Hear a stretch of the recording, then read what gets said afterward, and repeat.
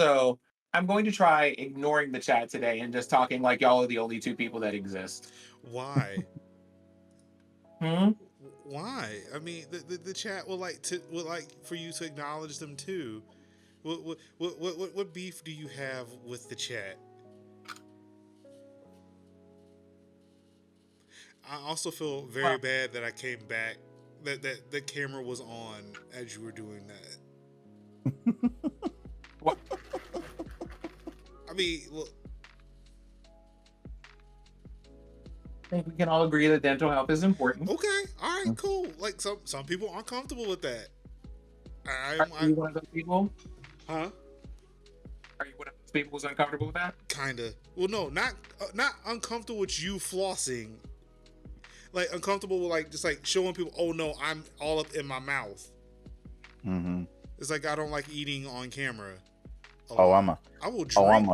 Yeah, it just mastication. I don't want to show that. It's just yeah. I'm a big time eater on stream. I let people know. I be like wiping yogurt out my beard. Yeah. So again, just so we're clear, I didn't have an issue seeing you do it. I was making sure like, you didn't have an issue doing that in front of people. No, I do not. Yeah, that's what I was getting at. What's good, everybody? How are you doing? Welcome to another episode of Tech Talk Thursdays. It is March 4th, 2021. I am one of your hosts, Marcus Major Linux Summers. Of course, I'm joined this week and every week by it's your boy Kev in the building. Hey, what's good with everybody? Newest recruit of the Toon Squad. Mm-hmm. Toon Squad?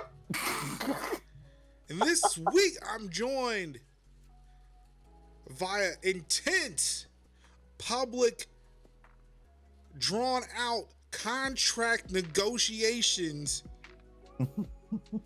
Cinziak is in the building. What's up, y'all?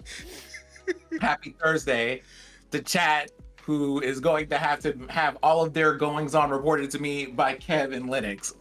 Yeah. Again, we never covered that. Why don't? Is there a reason why you aren't looking at chat? Is there a technical limitation here? Like, or are you just refusing? It's not a technical limitation. I'm just trying to focus on the vibes of the news and trying to get into this. And I know that I will look at like 2 or 3 things too many all the time. So we're gonna try something different today. Oh right. Boy.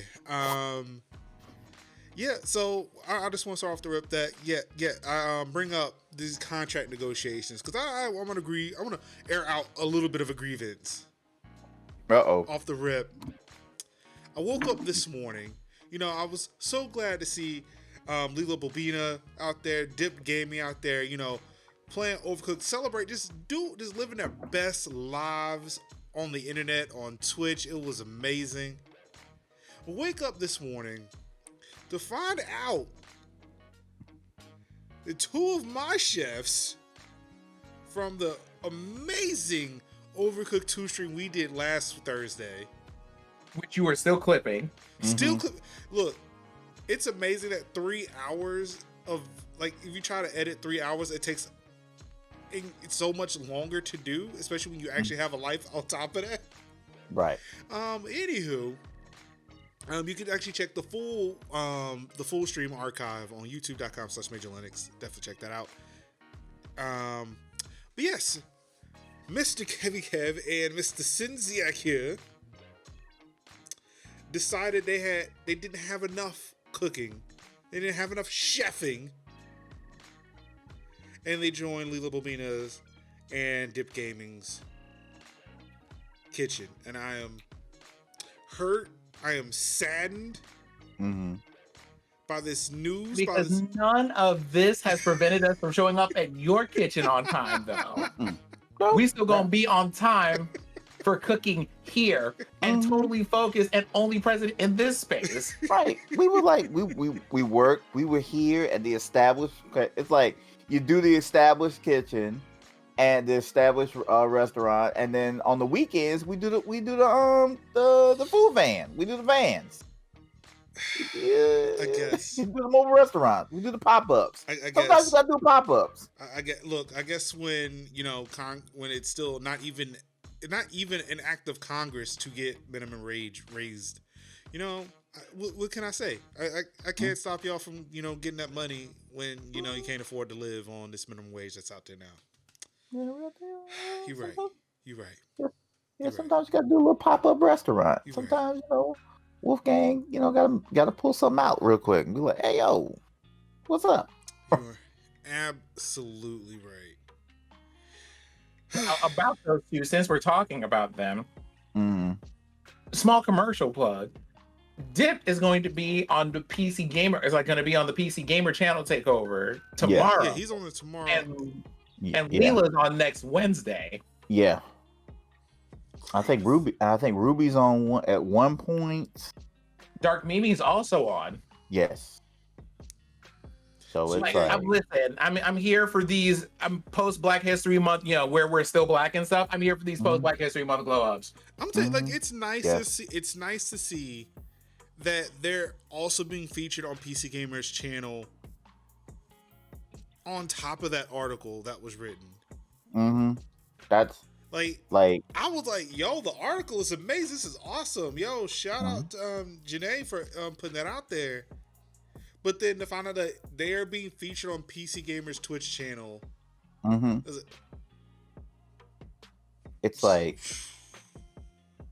the article was nice, and then it's like, the coverage. Did the article mention this? Did I miss that part? I don't think it did. Yeah, this is like a nice surprise. It was just kind of like, oh yeah, well,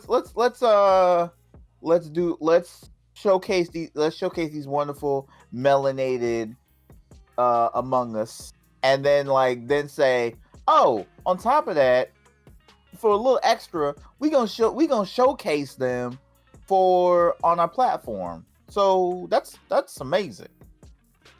So like I say, when people do great things in February, when people do great things in February, that's great. When people do great things for us in March, April, May, June, July, August, September, October, November, December, and then the subsequent January, that's also amazing as well, because it's like, so you recognize that I'm black all year round and that I'm awesome all year round as well. So I'm like, I love it. Who'd have thunk? Who would have assumed? Not me. But you love to see it. We love to see it. It's nice to see. It's nice to see organizations, companies, media outlets that are doing it, as opposed to some who, decided they want to reach out. Like, oh yeah, hey, we need black people for a panel. You know of anybody?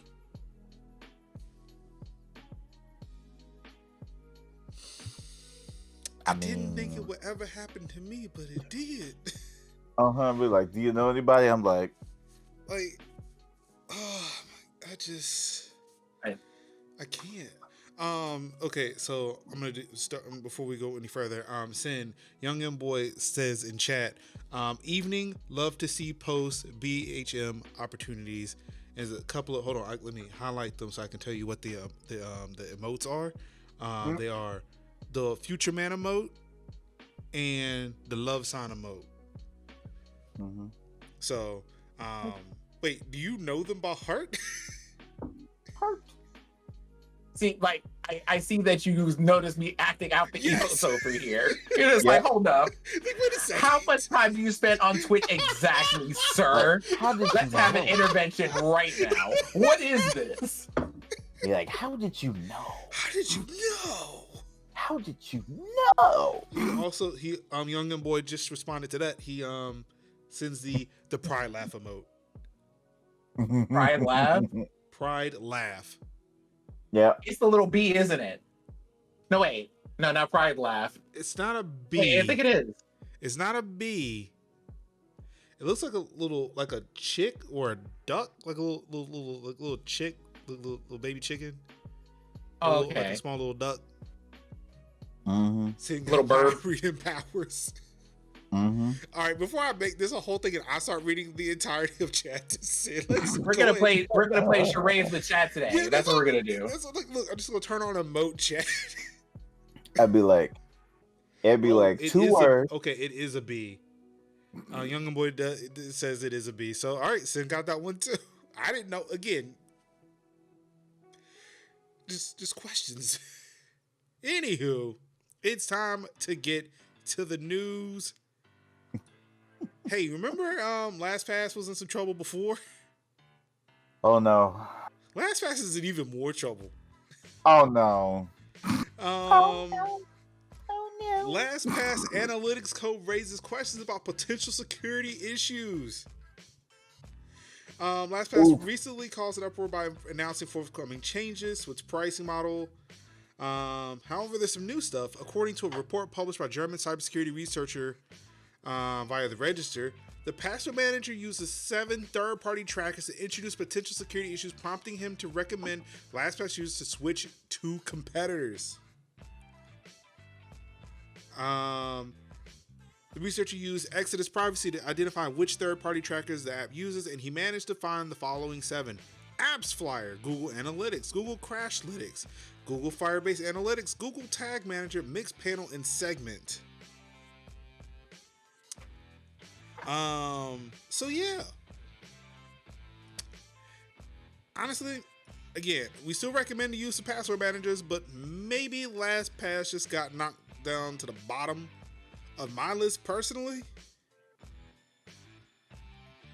I mean, I'm not saying don't use LastPass, but honestly, like the reasons for using. Well, I mean, we literally have said use LastPass. Yeah, we have. Yeah. I am now, I'm not gonna say retroactively. I'm not gonna say retroactively because at the times when we were saying it, it was still good to use, or at least to our knowledge. Actually, hold on. Let's go ahead and talk about this as a point when we talk about tech things. We're gonna keep y'all updated, and that usually means we're gonna have to say, yo, technology has updated things, and if this is no longer safe, we're also going to let you know, right? We're trying to keep y'all like within a week of, apparently. So so yeah. Again, still recommend password managers, just not LastPass now. Personally, I have moved over to Bitwarden, which is an open source password manager. Again, there's several others out there. KeyPass, OnePass, Dashlane, I think is one. Oh yeah, I've heard things about Dashlane. Yeah. I mean, shit. Google Chrome has almost every browser has one built into it. If you have iPhone, use iCloud password manager. Yeah, Pixel has its own with Google, so that's also been really great for me, like remembering passwords. Like what was my Snapchat password again, because I'm like getting back into Snapchat again, so it's like, what's my Snapchat password? Boom, right over there. I was like, oh, okay, all right, Google, doing pretty good. Scared, but doing pretty good. Put a link over there, so if y'all want to know what I'm jamming out to right now, because I know someone in chat has asked, there you go. If you see me like boogieing on down, that's what I'm boogieing to. Oh, I was like, I forgot you're not in Twitch chat. I was like, I didn't see a link. Oh, never mind. There are instructions here. Let me follow the instructions.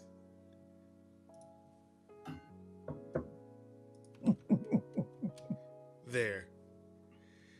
I'm so mad I'm being like the intermediary between Sid and the rest of the chat right now. It'd be like, I don't know who told you. I'm not checking chat, so yeah. Oh, speaking of which, so we can update Sid on the chat. Young and Boy had commented with the not like this emote. Not like this. Wait. The not like this emote? Yes. Yep. All right. Checks out. Yeah, so I'm not sure if either of you have switched over from LastPass, but yeah. Currently I am. So this is where I'm going to call myself out here. I haven't used LastPass. I still rely on memory for all of my passwords. I mean, hey, that's what you do. That's what you do. except for like 3 of them, which are in Evernote. Okay, now. Ooh, okay, yeah. Yeah. No, like honestly, it's into things like my student loan account. If y'all want that, y'all can have it. Uh-huh.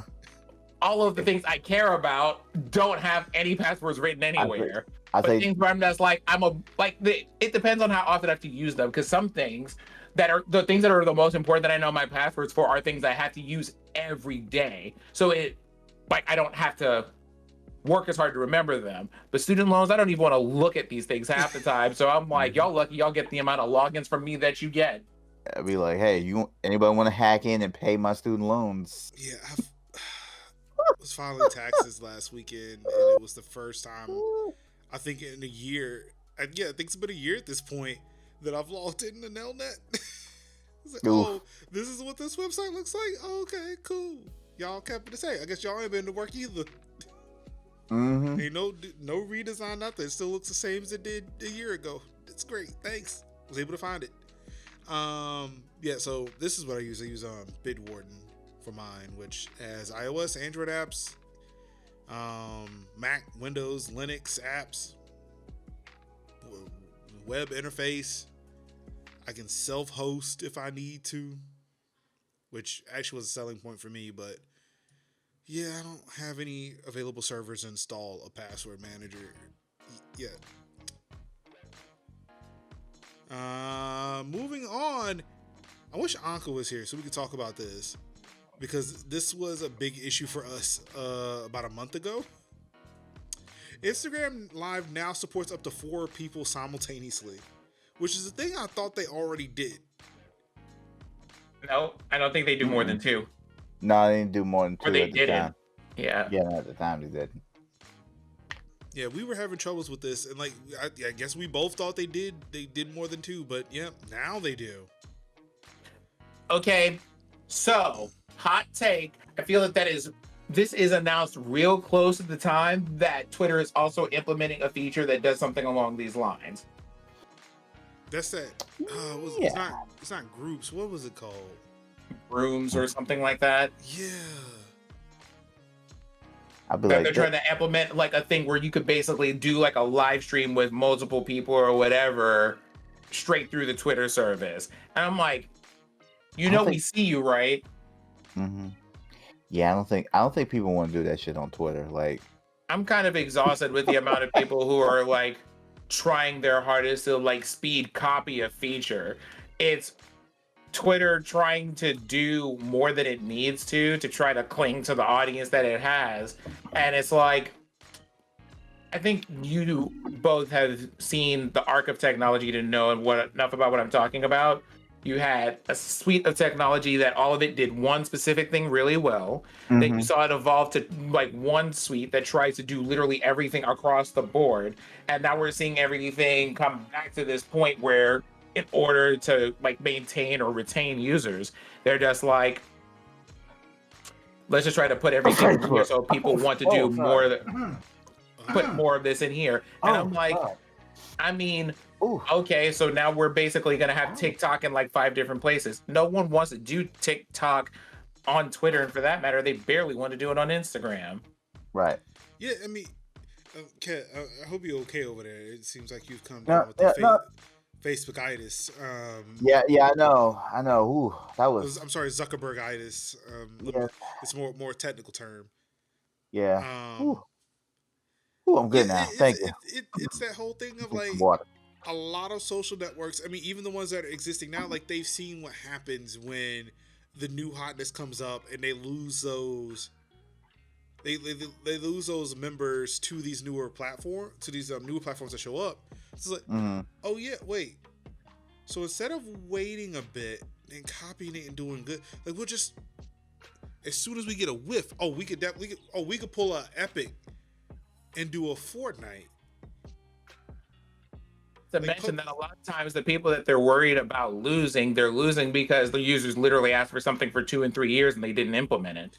I mean, yes, they still have not given me an edit button and not giving me a way to sub to Twitter.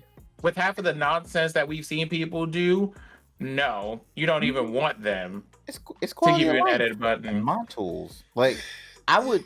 That's a point. That's a good point. Yeah. I would forsake an edit button for just really good mod tools. Like, and that's it. Like the ability of being like, I don't want to see anything that mentions these words ever. Like to not be able to see anything as a quote or otherwise as someone I have blocked post. Right. And to have somebody completely, utterly IP blocked from watching looking at anything. Not like Kev, I'm gonna tell you something about that last part. Yeah.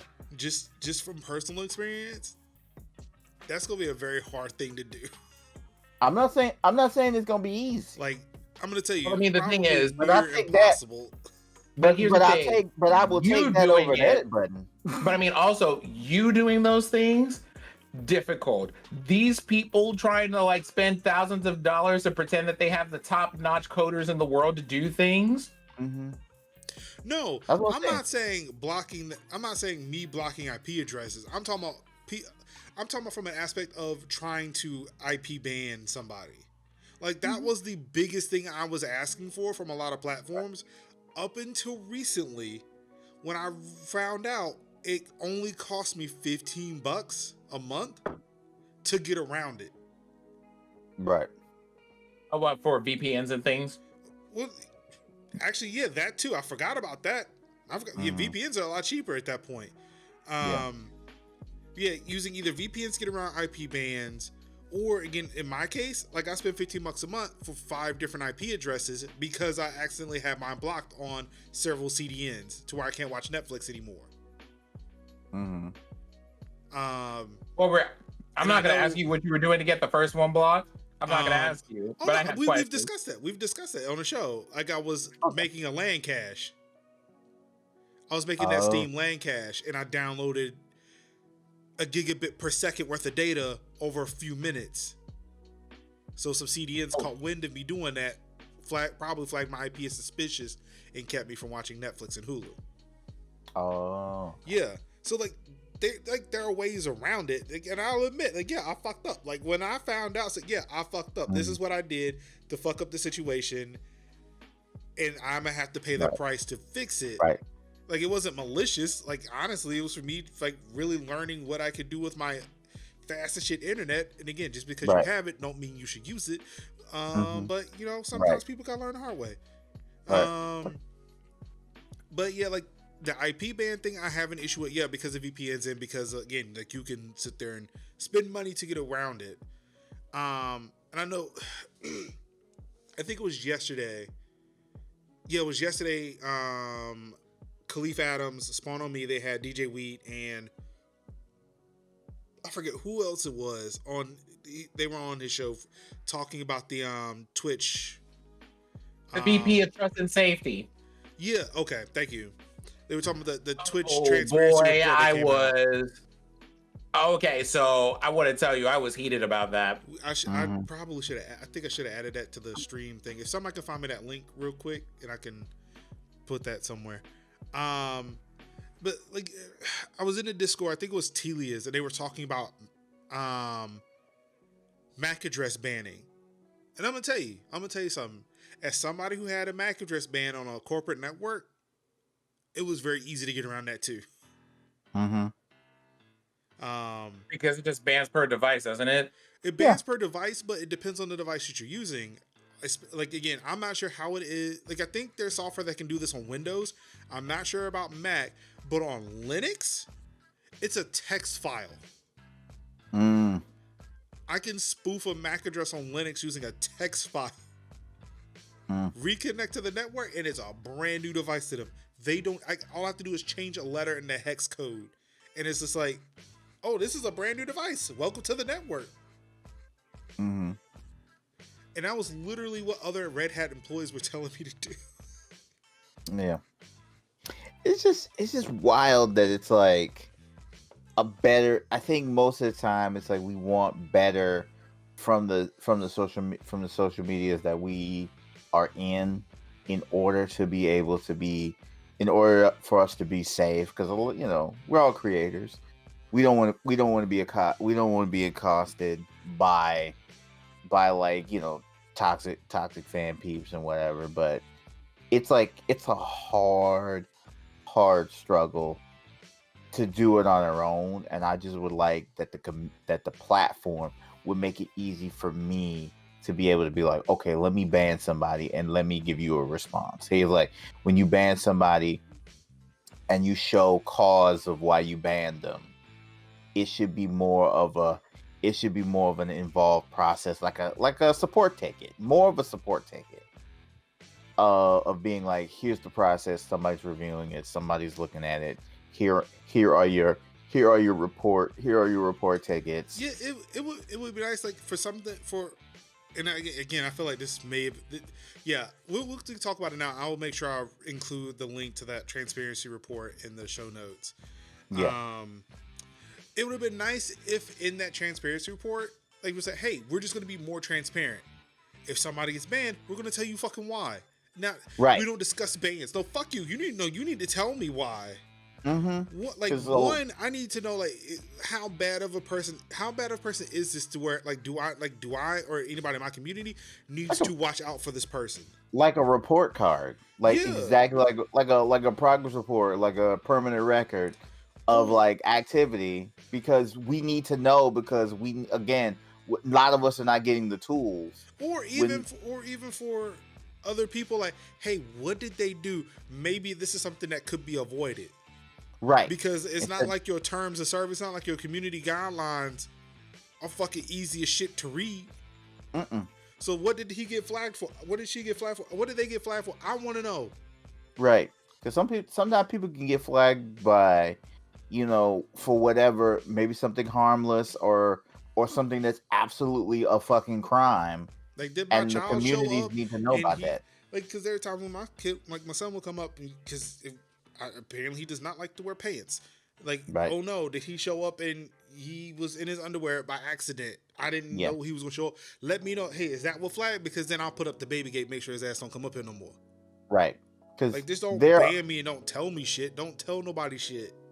Right. Because they're to not want to bring this up, but it's definitely fits the point of the former community that we were in, of everybody having an idea of of a person's misdoings, and then it's just like, oh well, we knew, but we resolved it, but we didn't all know. Yeah.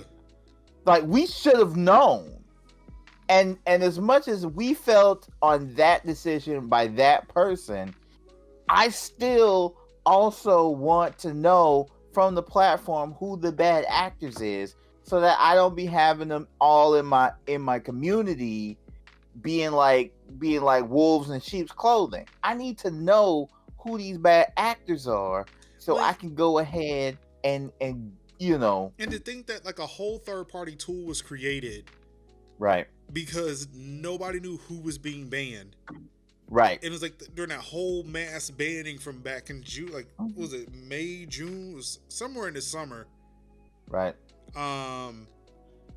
Like a tool had to be created so everybody could try to keep up with who was being banned and possibly for what, even though no details are ever released for it. We all kind of knew. Right. Because, man, it was all happening at about the same time. Like, the fact that, and I hate even mentioning this motherfucker, but the fact that we still don't know why Dr. Disrespect got banned. We don't know. He don't know. That's the sad thing. He don't even know. He don't know. And if he knows, he ain't saying, he just like, fuck it. I ain't saying nothing. Like, whatever. I'll just go to YouTube. Whatever. All of this sounds like, that classic CYA legal covering nonsense. But also, you not telling people this is why we remove people from this community also means that you never have anything to point to that says this isn't allowed here. Thank you. Right. So if it's kind of, we're keeping this quiet, we're keeping this hush, we don't want to talk about it, but the reason that you remove somebody, okay, hold on, content warning. for anybody who's listening, right? Because I'm about to mention some grody stuff. If you find out that someone is like making sexual advances towards someone that are unwanted, if you find out that someone was like a low-key like rapist, abuser, this person's over here breaking literal federal laws on your platform, abusing people physically while live streaming, any of that stuff, saying hateful stuff, racist stuff, hate brigading people on your platform, which like people literally did and got recorded and everything else, right? When you know that those people are doing these things and you don't say, we remove this person from our communities or from our circles or from our networks or from our platform because they did those things. And then you also look like, I don't know why y'all don't trust us about these things where y'all talking to us about racist issues or about moderation policies.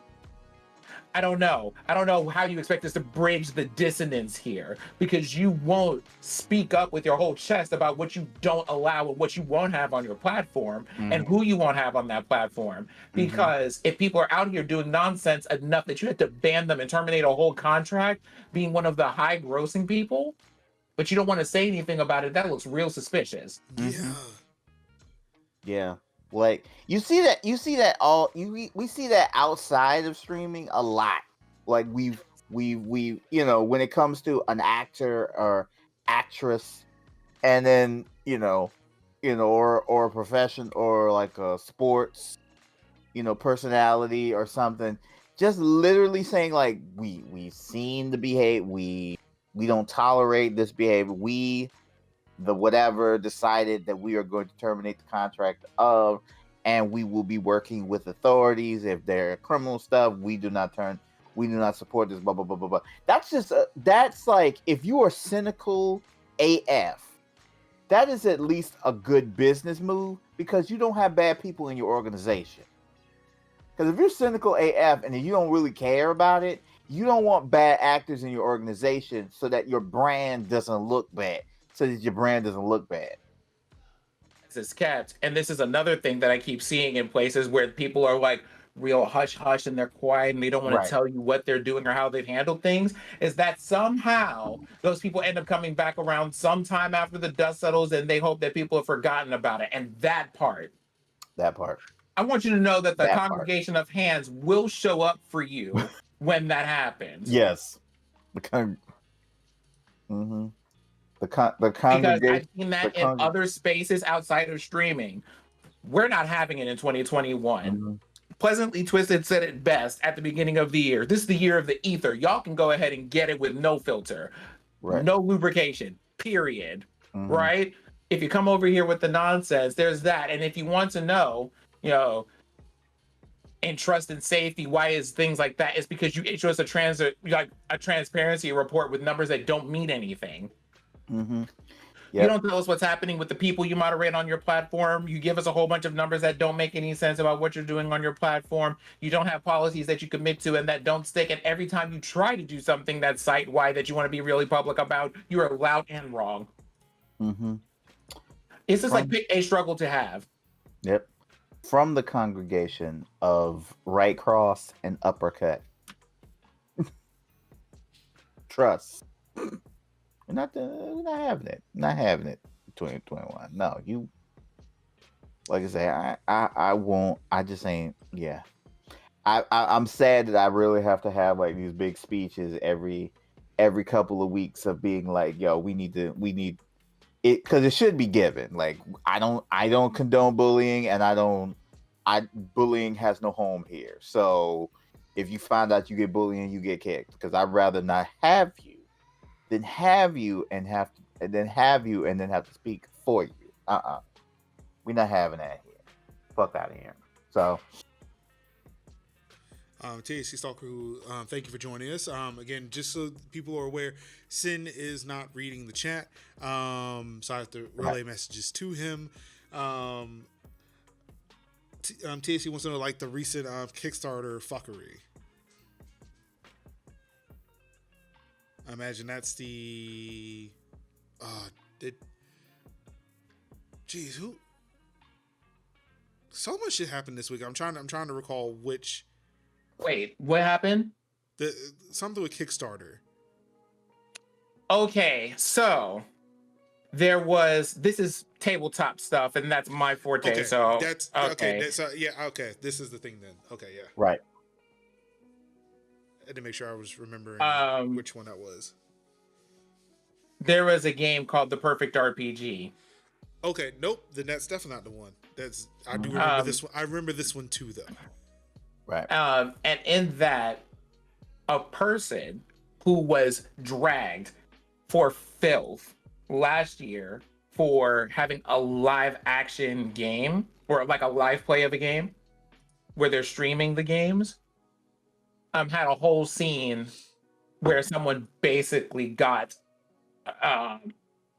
like assaulted in character, and people were just like, you got to fucking go. Right. And so they came for him, and they came for this person, and then, like, subsequently, like, they closed their whole account, wrote a blog about it, then like came back during BHM and said, I know I should apologize and say something about what's happened, but I don't want to take attention off of this movement. And people are just like, are you really going to try to co-opt the whole Black Lives Matter movement to really not do the thing that you know you need to do in this situation and make things right with the people that you hurt? Wow, you a whole bitch. So this thing, and I had to give you all that precursor, right, to bring it to this point, where they tried to publish this RPG, and they had a list of people that were working as authors on the RPG, and they just snuck that person right on there, like the third to last person on that list of people. And it's kind of like, be like, oh, nope, I see what you did there. Nope.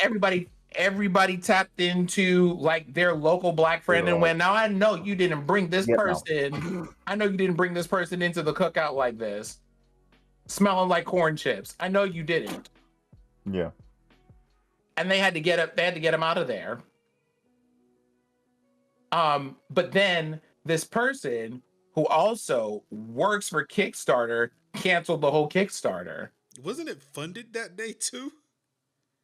Like, did it start funded and then canceled all within like hours?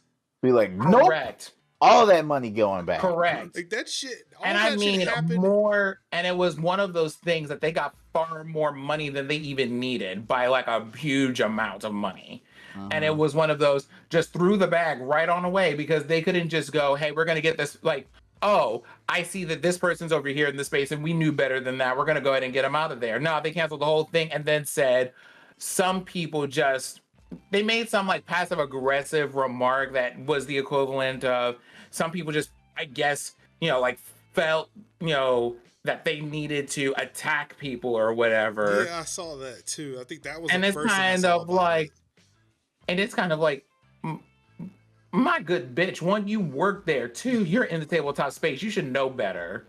But this is what happens when you don't take strong stances against things and you let people just run roughshod with your rules and don't moderate them and don't check them and don't curate them. And it's one of those, one, you thought we would forget. It's not even been a whole year since the last time that happened. But two, why? You had like 20 people on that list that were happy to work there with you. Obviously, more than 20 people. What did you need this person for? Y'all out here being low-key, I guess because you're friends or whatever, well, real cool, but you done fucked up your whole bag behind it for no damn good reason. Yep. The North remembers. Bro, you can't. That's the one thing that kind of always irritates me is it's the whole, like, you just gonna sit there and lie to my face. Like, I don't see what you guys are doing. Like, we don't see that you don't get it. Like, you just gonna like push a whole problematic person under the rug and then be like, yeah, and then we're like, don't think we don't see that. So that shit just irritates me. Don't spit on my face and call it rain. Exactly. But I love the karma though. Like canceling it the day they got funded. Like, oh. I see what you did there. Cancel. Boom. Well, I tell you. Rodrigo, take him away. Like I hate, that kind of shit right there. Like, yes, love it, but get the fuck out. Fuck the bag up. You hate to see it. Yeah. Anyway, Instagram Live now supports up to 4 people simultaneously. Yes. I love it. I love it though. I love y'all, and I'm glad we're able to do shit like that. Oh yeah, we're gonna talk about things off the beaten path. But yeah. And I just love, like, there's no even connecting thread back to it. That's the part that I love. I love just waiting for that to end. It's like, oh yeah, so this was happening. But yeah, that Instagram Live thing, that's actually pretty cool because I know definitely a lot of good podcasts. You could definitely do some live shows. And then many times we could have had Anka's computer built faster. We could have had Anka's computer built faster if we had more help that night. Yeah, it'd been like this. Do that. Put that there. Oh my goodness. Check out that IO shield. Make sure that's good. Wipe. Yeah, I just sent her my old SSD, so I have a feeling it's probably going to be an Instagram call soon. In Mac news, an M1 Mac user says that Apple ID held his computer hostage when his payment failed. So apparently he bought a new Mac, was going to trade in an old one.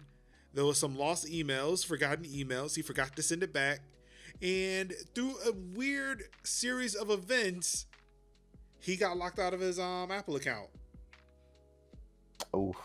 Now, the way it was reported, the way they wanted you to believe it, Apple essentially locked him out because of the fact that he was on the hook for a MacBook that he did not return. Apple has since come by and said that is not what happened and that this was just a fluke. None of this was even real. What are you talking about? It's a fluke now. So Apple's full statement is, we apologize for any confusion or inconvenience we may have caused for this customer. The issue in question involved the restriction on the customer's Apple ID that disabled App Store and iTunes purchases and subscription services, including iCloud. Apple provided an instant credit for the purchase of a new MacBook Pro, and as part of that agreement, the customer was to return their current unit to us. No matter what payment was used, the ability to transact on that associated Apple ID was disabled because Apple could not collect funds. This is entirely... Oh, no. I'm sorry. So, they can still lock your shit down if you ain't turn your shit in. It just wasn't related to his Apple card. Which I'm gonna tell you, I'm not sure if I told you I have one of those. Those are some very heavy, dense credit cards. I have I got one of them Amazon Prime credit cards, like Visa cards, and that thing is like full metal. So when I had oh my goodness, dude. That thing's aluminum, and that thing is like, what is even the fuck this? I love it. So now it's like I love all metal cards now. So it's like Apple's is titanium. Oh, I am titanium. Okay, that's enough. Yeah. That's dope. I mean, like metal credit cards, yes. Like I got mine, dropped it on the granite countertop over here. I was like, oh, that sounded like it broke the counter. It had some heft to it. Oh boy. Your card will have heft though. Like, when I think about that, I think about this might be a little bit of a rant to repair for a second, but I'm going with it. Hey. There was a video of Linus, and I don't like Linus. Like, so the video was like them like breaking down one of the big Mac, I think it was the iMac Pros, and there was the next video of them like literally shorting out the thing, and they did it on video. Yeah. And that's it. And when Linus was like, dude, how come they won't let me turn this thing back in, and get it. Like, why won't I got Apple Care? Why won't they let it in? And I'm like, because you opened it, dude. Like, y'all could have edited that shit out, but nah, You y'all dumb as shit. You literally had a video of you, like, your first video of you taking one apart, the one that's in dispute, and then in the same video, and in a different video, they have literally the guy putting it back together, and you literally see him like shorting it out. There were sparks and smoke, and I know the guy's pretty much a good guy, and he's probably a good dude, but I'm like, dude, if you break it, man, you took it apart, bro. You broke the terms of service. Like, yeah. And he's like, but why can't they just give me the part? I'm like, cause you opened it. You're not licensed. You're just some dude from Canada, bro. You can't open it, man. The thing is, like, I get the right to repair bit, but it's like, yeah. Like, I love the right repair. You opened it, you broke it, like that. That is in essence right to repair. Fix your shit. You can't just like at a certain point. Like I was like, you know what? You're right. You got the right to repair. You broke it. You fix it. But see, here's the funny part. Subsequent videos, Apple would send them the parts to fix it. They'd be like, nah. you either pay us. Yeah, he had to get that. He got that outsourced to someone. I remember. Like, I think those like some of the last videos I watched of his before I was like, you know what, I can't. Fuck this man. Yeah. That was like one of the few ones before the panorama, but that's why I was like literally one of those things like, so Apple can just be like, no, that like say to kind of come around to it, Apple could just be like, no, nope. Oh, suspect? Nah, I don't think so, bro. I don't think so, buddy. Not saying this man, but definitely with Linus because he made a freaking video series about it. And I know somebody at Apple looking like, yeah, you broke. Yeah, shit out of luck, Chief. Sorry. Because they sent it to you to cover. Yes. Which means they're going to watch the video. Right. You're going to know what you did to it. Right. He did it for the content. He did it for the content. And he did it for the content. He broke it down for the content. He did a review for the content. He broke it down for the content. And when that shit broke, that was also content. So whatever AdSense that he picked up on one of those videos would have actually rebought the fucking Mac. Could have paid for him fixing it. So I don't feel sorry for you, man. But no, you gotta sit there and you have to manipulate your viewers into sit there and hating. That way, they can all just go over to PC and, just celebrate all the PC shit. I couldn't even stand, like, when they talk about Linux briefly. It's like, okay, great. Y'all love PC gaming and Windows is the best. But, I mean, y'all just trash on, like, anything that isn't fucking PC gaming, and it sickens me. Right. And that was the one time, one of very few times that I was actually on Apple's side and being like, bro, you opened it, Chief. That thing wasn't broke. You opened it. And your guy broke it on camera. He broke it on camera. There were sparks. You're shit out of luck, bro. Yeah. Sit your ass down and go about your business. Like, bro, just buy another. If you want another one, just buy another one. The AdSense alone on the 2 videos are enough for you to pay for what you bought. Just go ahead and get another one, bro.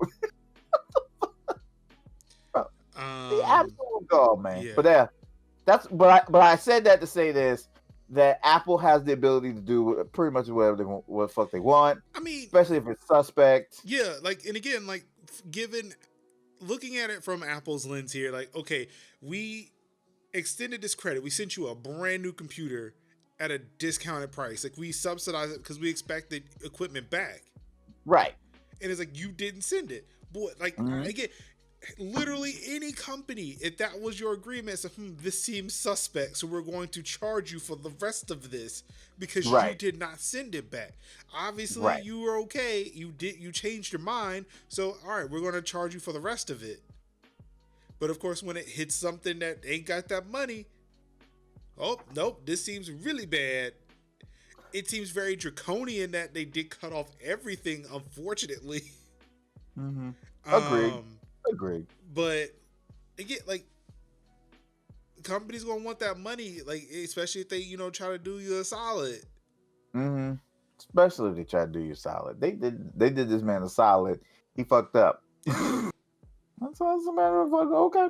Yeah, like, this caught my eye because, one, I do have an M1 Mac, and two, I have an Apple card. I was like, oh shit, like, yo, I need to really figure out what the fuck he did because I do not want to end up in the same situation.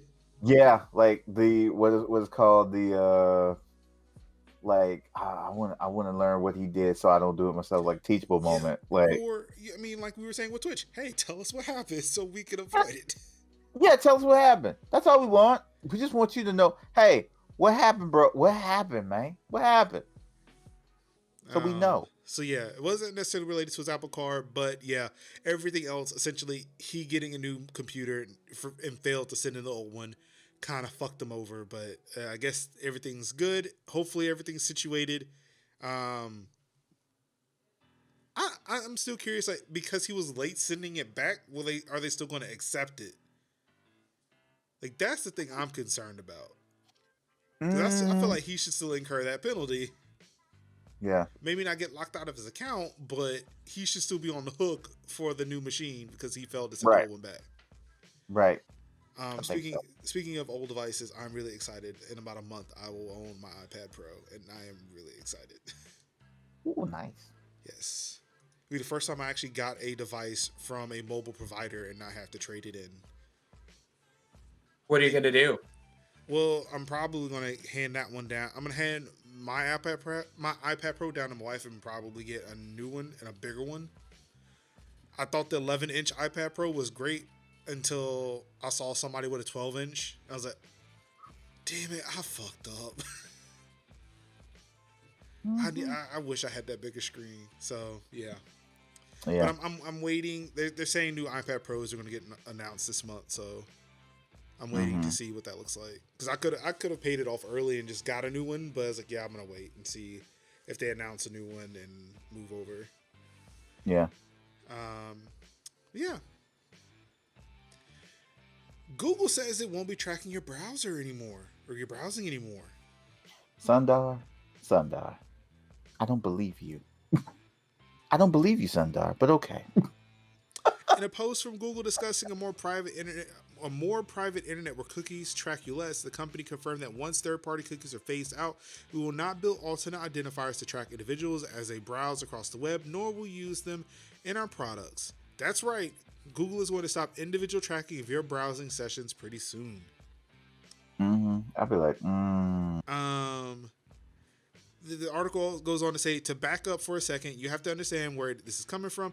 Google points out in today's post that is joining other ad tech folks in moving away from third-party tracking or third-party cookies that are so good at precisely tracking your individual internet world and then serving you ads from that data. As those are phased out, Google and other companies will indeed come up with other ways to properly serve you ads. Still, it just won't be as personal. Instead, Google will turn to methods like federated learning of cohorts, or flock, which group you into crowds of people with similar interests, taking individual identifiers out of the equation. They'll start broader testing of flock in Q2 through their Google Ads platform.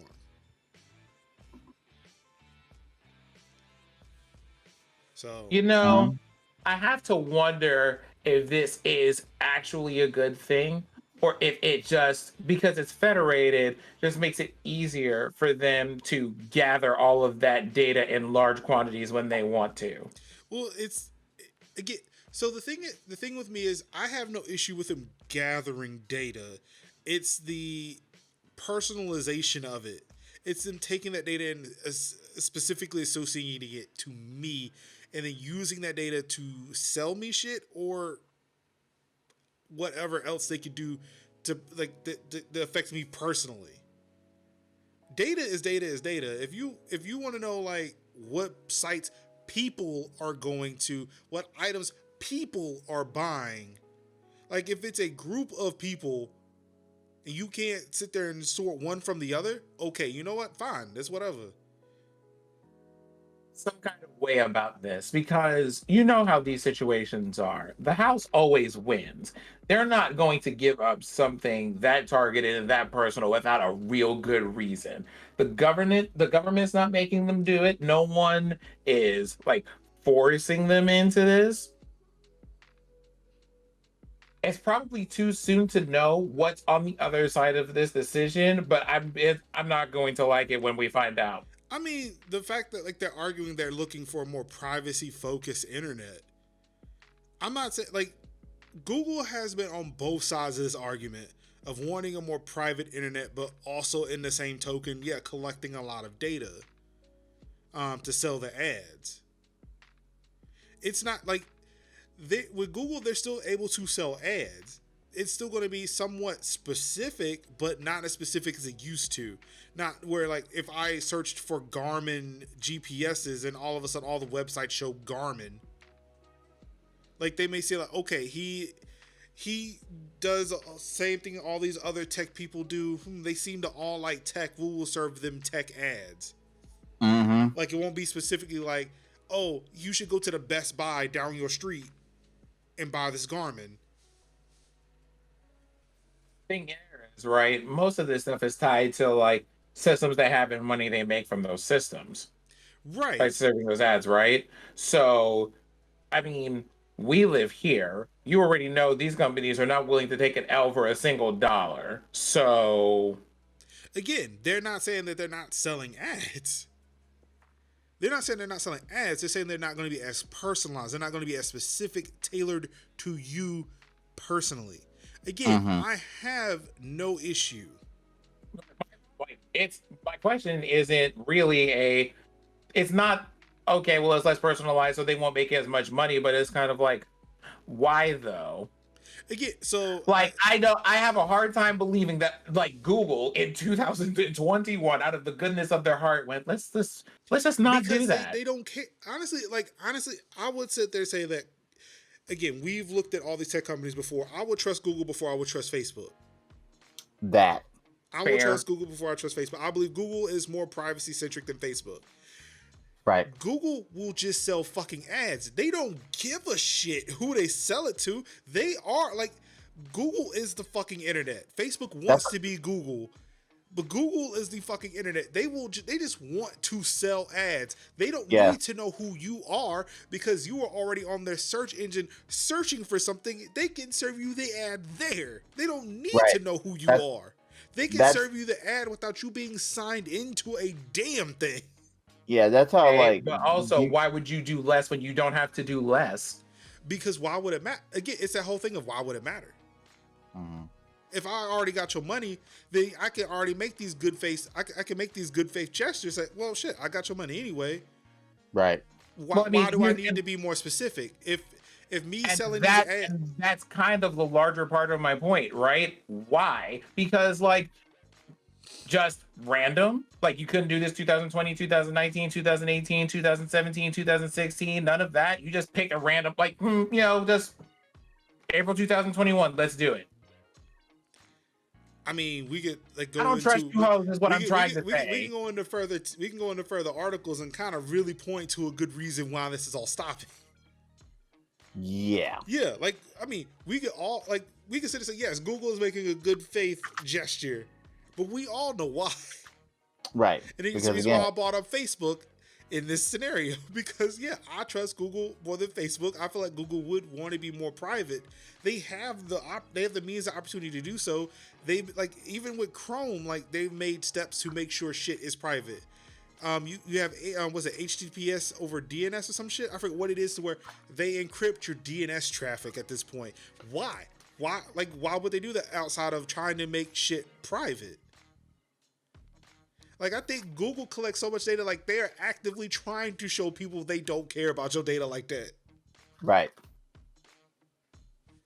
Like Facebook, Facebook, they don't care. It's like, no, just give it to us. We know what's best. Google's like, nah, look, we honestly, we don't give a shit. Please. Please stop thinking we care. We don't.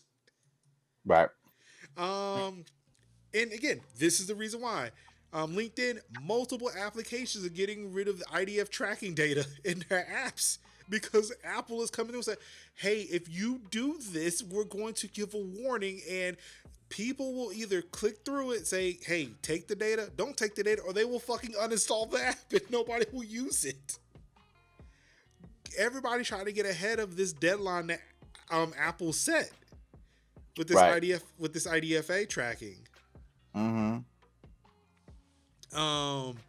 Yeah, so LinkedIn will stop collecting IDFA data on iOS due to Apple's app tracking transparency feature.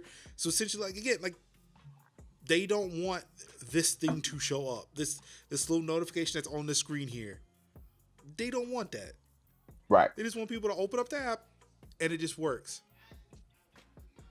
Yeah. That's why I think that's why organizations like Flock exist, so that they can find another way, to collect the data to be able to sell. No, Siri, nobody even mentioned you. They're trying to find alternate ways to collect the data, make sure it's sanitized, so that way they can still sell the ads, because that's how free apps make money, without it being so targeted, without it specific collecting data that is being tied to a specific ID that can be tied to you.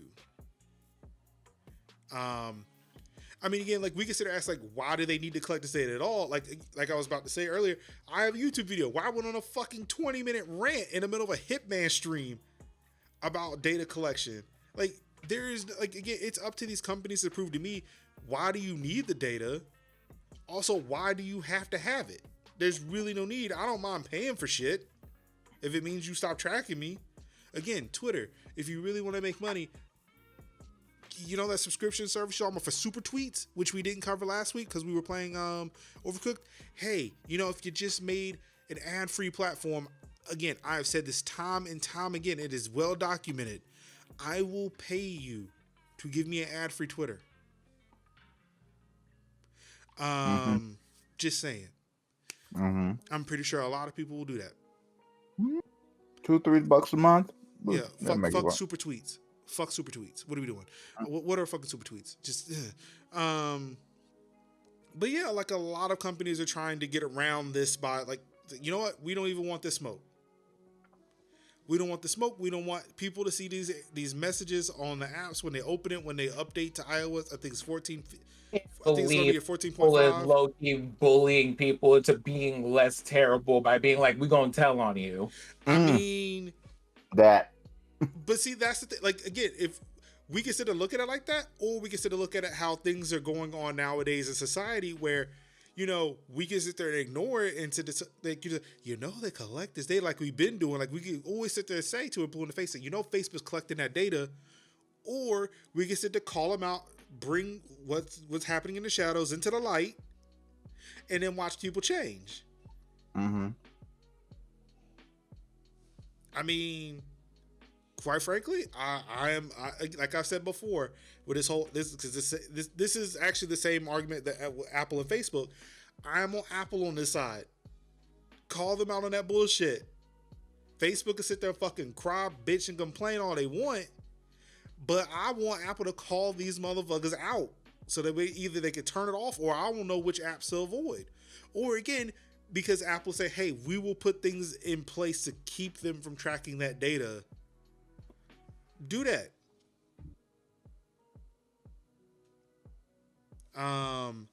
Like, I don't think I included that article here, but Twitter said, like, Twitter is on board for this. It's like, hey, this levels the playing field, because they knew Facebook was doing way too much shit to get ahead. So yeah, just chop the head off the motherfucking beast, and hey, we're good here.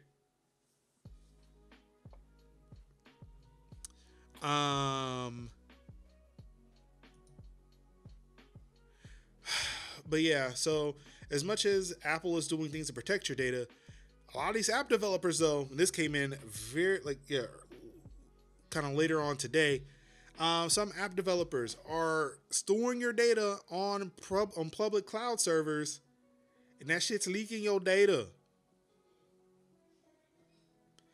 Unfortunately, the article did not mention which apps are doing it, which is unfortunate, because I would really love to know. But Imperium CEO Sridhar Mittal explains that many of these developers haven't properly configured the cloud service they're using to avoid breaches like this. Quote, hacking groups already do this type of scanning to find cloud misconfigurations and web services.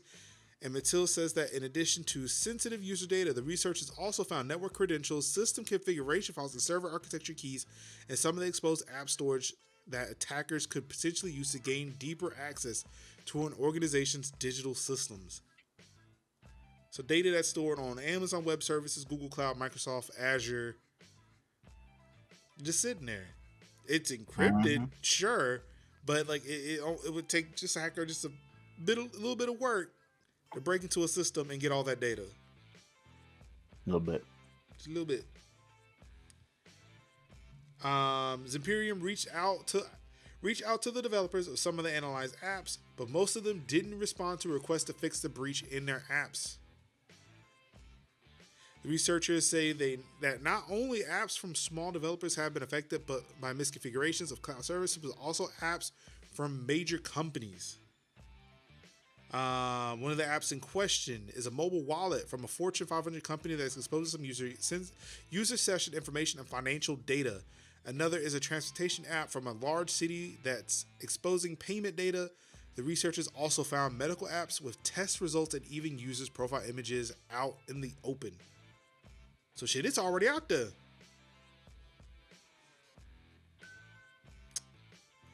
So be careful out there, ladies and gentlemen.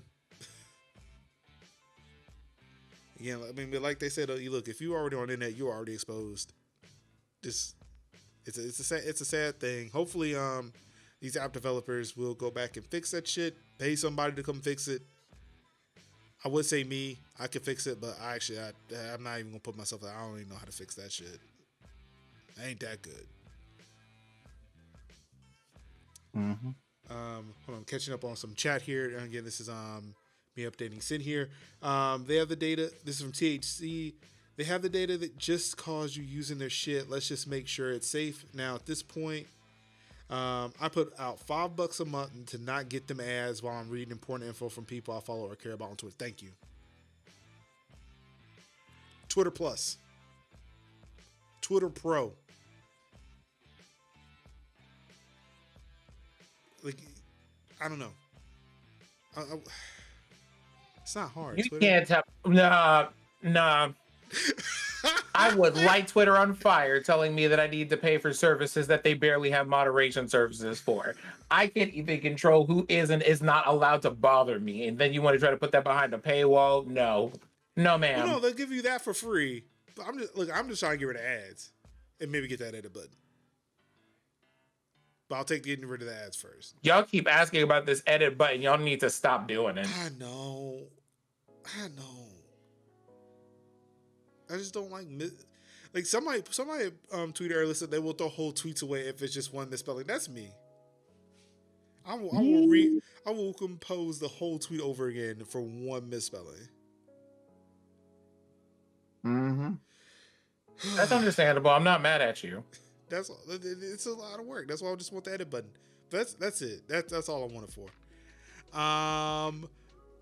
Moving over to gaming news.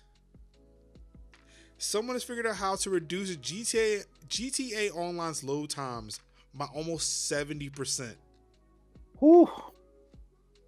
That's good, because I'm wanting to test this out so bad. I think this might be my weekend project.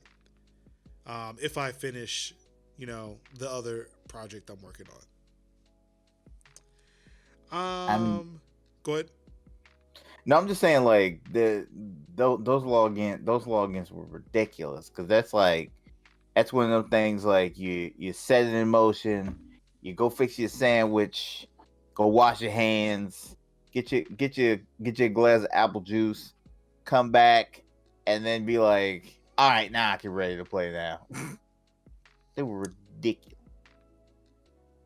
See, GitHub user Toaster CX has uploaded the fixed code, though they do warn it's more of a proof of concept, not intended for casual use. They were also kind enough to provide a breakdown of the entire process. The lengthy loading times Toaster experienced a 6-minute wait for GTA Online to boot up are in part attributed to some terribly optimized code and a 10 megabyte JSON file containing 63,000 item entries Every time an item is found, the check then runs again and again. Toaster CX estimates that this leads to around 1,984,531,500 checks. Father God. Dear people who work at the company that produced this game, if y'all find this person, hire them. Rockstar. Run them their coins. Mm-hmm. Run them the money. So yeah, without delay, expeditiously, if you will.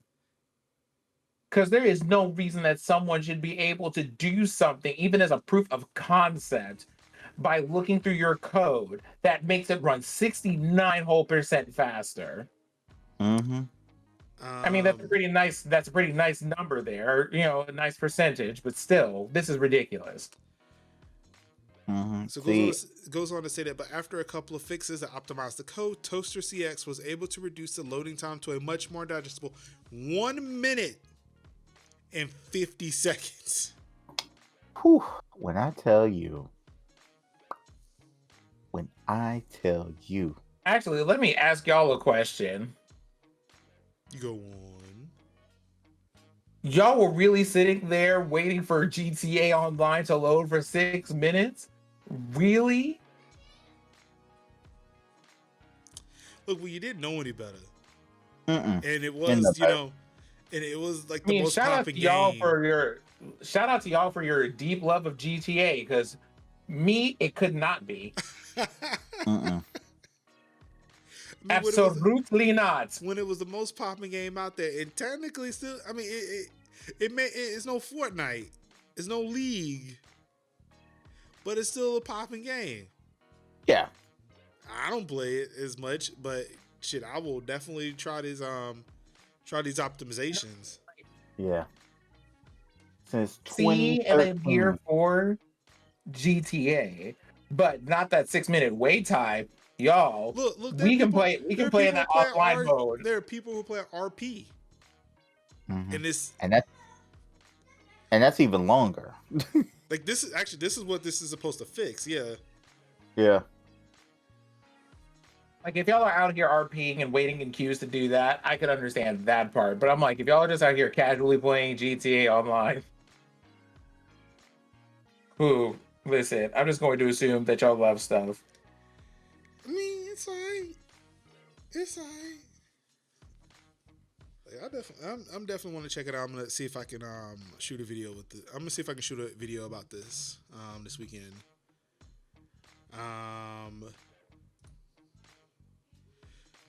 Hogwarts Legacy developers fought to include a trans-inclusive character creator. Father God in heaven, no.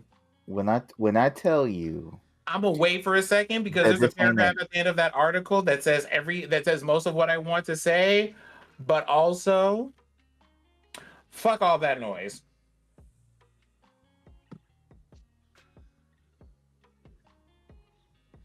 Mr. Kev, you were saying? Yeah, this is not it. Whatever this is not it. This is not it. Because I feel like this is just we need to cut, like, because of the events of a certain author, we need to do something to kind of like throw some exclusivity to the wall, some inclusiveness, and like see if it and hope that it might outweigh the bad that the showrunner had caused with her callous comments and her ignorant ways. So it's just kind of like, because I'm not saying everybody's like fully has burned their house ties, their house robes yet.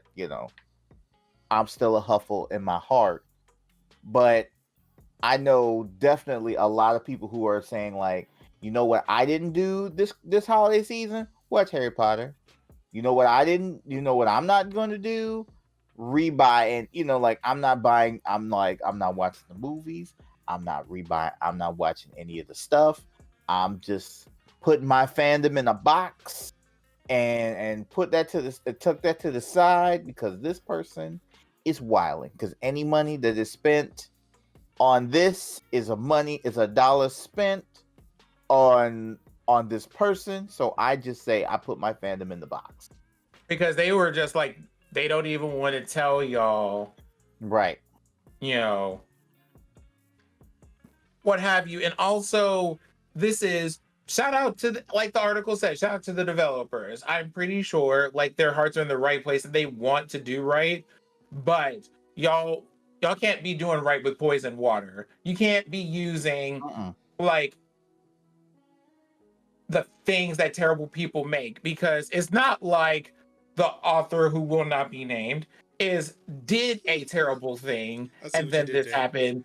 It is that this person continues to exist and continues to do things that are terrible and put trans people in danger. Not to mention the fact that you put these two things in, is like, please pick one of these two genders. And it's like, if you're going to try to make a game inclusive, I need y'all to think about actually trying to do that part of things. But it's like, there is an audience of people like, listen, if you want to make your game about that universe, then do that. If you want to like put the game out there anyway, knowing the baggage that comes with it, then I mean, do that. But what you cannot do is say, we're trying to make this inclusive to an audience of people that the person who wrote this whole world is still actively out here campaigning and funding things for, and writing under a pseudonym of a person who is also anti-trans. Like, y'all, the levels and the layers. Absolutely not. Right. Exactly. Throw the whole thing in the trash, right in the trash, and hit frappe. Right. Because it's like, I know people who are huge fans of the work, and it's just like, it's just gone. Like, when the main cast of the whole thing had to come out and be like, nah, Jay, nah, like, listen, sis, you're out of pocket. Right. All three of them were like, you're out of pocket. You're out of pocket. And they basically gave a huge chunk of their lives to making that movie. Yeah. And it's just like, no, we good. We good without that. It's like imagine, like, the reason that you're in Hollywood today is based on a multi-billion-dollar franchise that is headed up by a terrible, terrible person. And I'm not talking about like, I'm not talking about this thing. I'm talking about currently terrible. Like, there's just like, this person draws breath, makes payments, pays her bills, takes care of, pays her taxes, maybe not pays her taxes, who knows? But like, literally, this person draws breath. This is not people who were like of small, maybe minuscule franchises who just happen to be horrible people. We know of some in the literary space. The writer of Ender's Game comes to mind. Oops, don't even remind me. I still have those books on. Let me go ahead and throw this away real quick. Yeah. So, I mean, I had a couple of them from Goodwill, and things that I read in my childhood is what it is. But to literally be of some money, of a magnitude where there is a recreation of a part of London that's magic based in a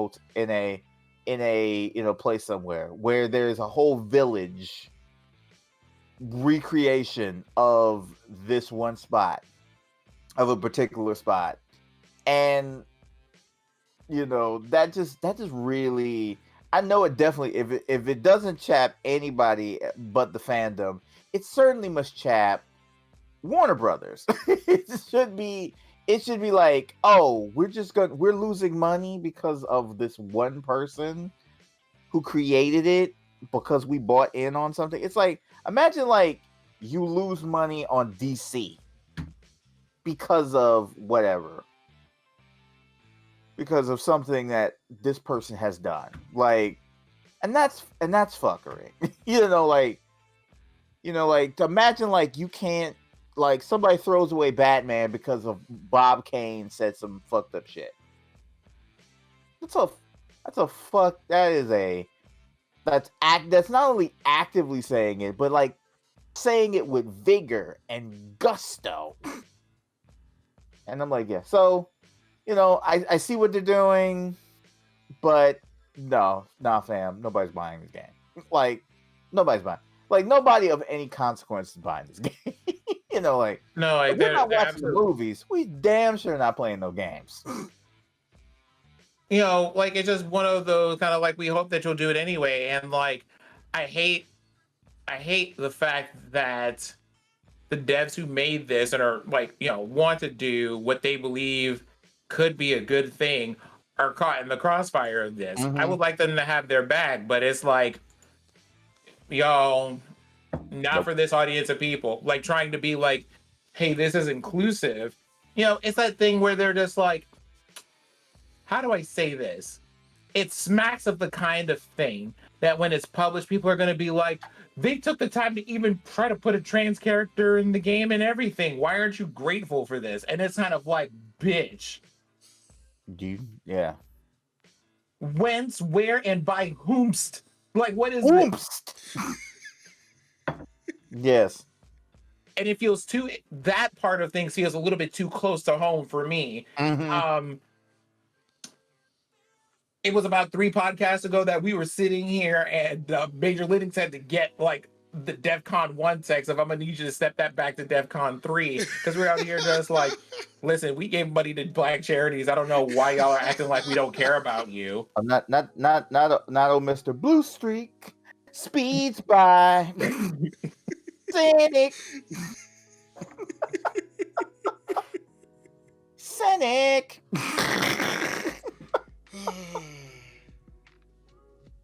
Head ass. Yeah, I remember him. Still. Y'all, look, it's very rare that people ever see me that passionate about a thing. So you were big mad. We were all big mad. Yeah. It's like the ancestors were speaking at that moment. It's like like me and Sid are generally the more angrier. Yeah. But when it was like, and you're just kind of like there, and then Anka is Anka, sweetness and light and joy and wonder and butterflies. And we're usually like I'm angry and petty, and I'm usually the angry petty comeuppance person. And it's just like when we've seen Major Man, it's like, well, yep, this is definitely a big deal. Major is pissed. Major is pissed, and Anka is so emotional she couldn't even speak at the time. Like we were just. I was like that was one of those. This is enough of this shit days. See, what we not finna do is this. Like I've despised you since the beginning for just the bare things of what you've done. But I'm pissed off at your words at people that I care about. Your lack of words and other thing. But anyway, that's another conversation. We don't want to reach that. Anyway, fuck that Sonic looking motherfucker, and we'll go along about that. So yeah, Hogwarts Legacy is trying, or they fought to include a trans character. See how that plays out, but yeah, me starting to feel like that ain't gonna be enough. Yeah, nobody's playing that game. Nobody of consequence is playing that game. All right, like, yep. No, go ahead. No, I'm just saying that was it. Nobody's playing that game. Have y'all seen any Outriders playthrough? Yes. Gameplay.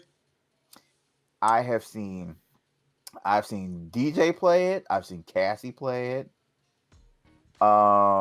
Think seen a couple of my buddy friends playing it. Yeah, I think it looks cool, but I'm just like, you know what, Destiny. So, Destiny is still kind of it. Have you seen the cutscenes? Particularly the one that I'm showing on stream right now. Press square to jump over a gap, and then a cutscene loads in from black and fades to black before you're able to play again. Yeah. One thing I also noticed, and I think I was chit chatting because I noticed when Cassie was playing it, it's like there's a lot of like motion blur in those cutscenes where it's just constant movement. Like the camera is not like fully fixed static. It's more like a kind of a moving camera for action events. Like basically like we're still, but there's still some shit going on in the background all around us. So it's like there's a clip where like that person, like Cassie's character and two other NPCs are like drinking, and it's just kind of like the camera is just kind of like, and then they'll just be sitting up there drinking, and then it's like the camera is just going like, so this plot point happened, and this is a thing, and here's exposition, and then somebody's like supposed to be like sitting still, but the camera is just like going like this, and I'm like, it's off-putting, and if you're sensitive to that, you will get sick. You will get sick. So I'm like, I did notice that in the cutscenes. Plus some of the dialogue was a little stilted from Cassie's character. So specific to this, excuse me, specific to this cutscene loading as you are transitioning between areas. Apparently it's been done because they're trying to sync up everybody all at once because they are not using dedicated servers for this MMO. Is it MMO? What is it? Or it's just no, it's like a co-op. It's just 3-player co-op. So it's not. It's like it's a live service. Yeah. It's like Destiny Division. They're live service. They're like live service games. But they don't do the cool things like what Destiny does when you're like landing into your planet or you're moving to different areas. It doesn't like convert the loading in, like where you're basically hovering in space and then you're like, oh, now I'm landing on Nessus, now I'm landing on Io, now I'm landing on the moon. It's more like, it's a bit different. Like it's doing that for every section of the map you happen to be on, as opposed to loading everything all at once. Like that. So yeah, they're saying for the specific cutscene. So the quote, "I'm the person who's triggering the travel, so I want to jump to the other side and start a battle on the opposite side. Let's imagine one of my friends is next to the city to Rift Town. The second one is traveling along the main path towards the enemies there. I cannot just go there and trigger 3 different areas because it will not work in a game without dedicated servers. Second, if I will just trigger that transition, then the 2 others will be teleported. Then they will see, okay, where are we? Our idea, maybe it doesn't work exactly as we wanted, but the idea was, okay, show all the players what's happening, that we are jumping on the opposite side, so they see, oh, okay. So apparently the cutscenes to let everybody know, hey, we're moving to a new area. What I do not like about this is, what if I did not want to go? Mm-hmm. You just now forced me to go. That part, yes. This seems really dumb. Mm-hmm. Like a bitch. THC says, wait. For a co-op game, they need you to sync up with terrain traversal getting broken up in level cutscenes. Oh, yeah.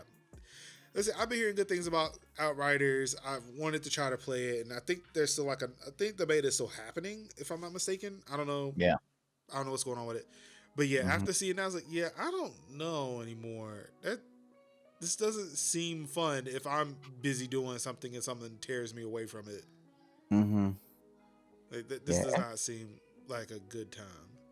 Yeah, ever since like Anthem, and like I've seen things, and I'm just like, yeah, I don't have a good feeling about this. Like there'll be some times where I'm like, okay, had a good time with the beta, had a good time with the overall game, and then later in the game's updates, then things start to disappoint me. But then at that point, I'm pretty much finished with the game. It's like, okay, I've played as much as I've wanted to play of this game. Now I've gotten all my value out of said game. Now let me go ahead and move on to something else. But there have been times where I'm like, I looked at the game's demo and the game's beta, and I'm like, Yeah. I don't got time for this. I ain't got time for this. There's too many. Plus, there's too many games. There's too many games out here. Way too many games. I like somebody's like, you think about looking into Outriders, and I'm like, no, no, I'm not. And then to be like, oh, a full 60 release, nope. But yeah, if games are going 70. That's actually that's an extra bargain now. 60 no. 50. Nope. I will. There are too many good games out there that are falling in really good price. I mean, Dragon Quest is like $40, free on Game Pass, and it has hours and hours and hours of content. Nah, I'm good. Nope. But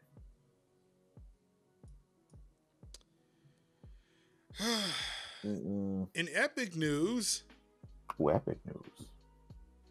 They bought Mediatonic, the makers of Fall Guys. Yeah. So definitely look out for Fall Guys Fortnite crossover skins. So you're probably gonna see Jonesy in like a big Fall Guys outfit. Or or you're gonna see like Jonesy dressed up as like there's gonna be a Fall Guys dressed as Jonesy or whatever. Well, like I know, like I'm, wishing good vibes for all the people at Mediatonic that are being acquired at this moment. Right. That like all of those people would just be incorporated smoothly into this other company, and that we're not going to have to worry about people not having jobs in this whole Panic at the Disco. Right. Right. But company acquisitions. Yeah, that's kind of what I'm hoping for. Like, I'm hoping that at least like we can get, like, because Epic is slowly stopping, not really being like the whole like, oh, Epic bought a game. Well, I guess I'll never buy. Epic bought a game studio. I guess I'll never buy that game. I'm like, eh. No, they're buying them after they've made them. So it's like, get in now. Yeah. Gotcha. Yeah, get in now. So hopefully I'm like, it's still like Rocket League where it's like, if you have it on Steam, then it stays on Steam. But if you have it on, yeah, I mean, but see, that's the thing. I don't think Epic really. One, it's not like they've taken it off of any other platform. So, right. Like I don't see Fall Guys leaving Steam anytime soon. No, I don't see that. I don't see it, but again, Rocket League also left. I imagine I imagine Fall Guys will be made free to play, and that's when we'll see it. Just so that way, there's no barrier to entry when they do it. I would definitely come back to Fall Guys if it was free to play. Like, almost all of Epic's hits, whether made or bought, are free. Yeah, because I feel like Fall Guys would have been really good either as a reduced or like bit cheaper, like maybe like $10, and then have all the seasonal content. I mean, shit, like, and then everybody on PlayStation got it for free. Yeah, say I got it for free. That's why I ended up playing it. But now since I've kind of like let my PlayStation Plus lapse, I've kind of been like, kind of would like to dabble in the Fall Guys. Yeah, I could be bothered to turn on my PlayStation. Yeah, I'll just buy it on Steam. It's whatever. Yeah, pretty much. Yeah, because it was like the one saving grace about PlayStation Plus was Yakuza Kiwami was on that, and I was like, oh, okay. But then I realized like then Game Pass like we got all the Yakuzas, and I'm like I guess I don't need that. Don't mention Yakuza and Game Pass with me right now. I'm having a difficult time. Uh-oh. My Yakuza playthrough has been suspended indefinitely. Oh no. We can get to that towards the end of the show, but yeah. Oh, okay. Yeah, it'll be in my "What am I doing" this week section. Okay.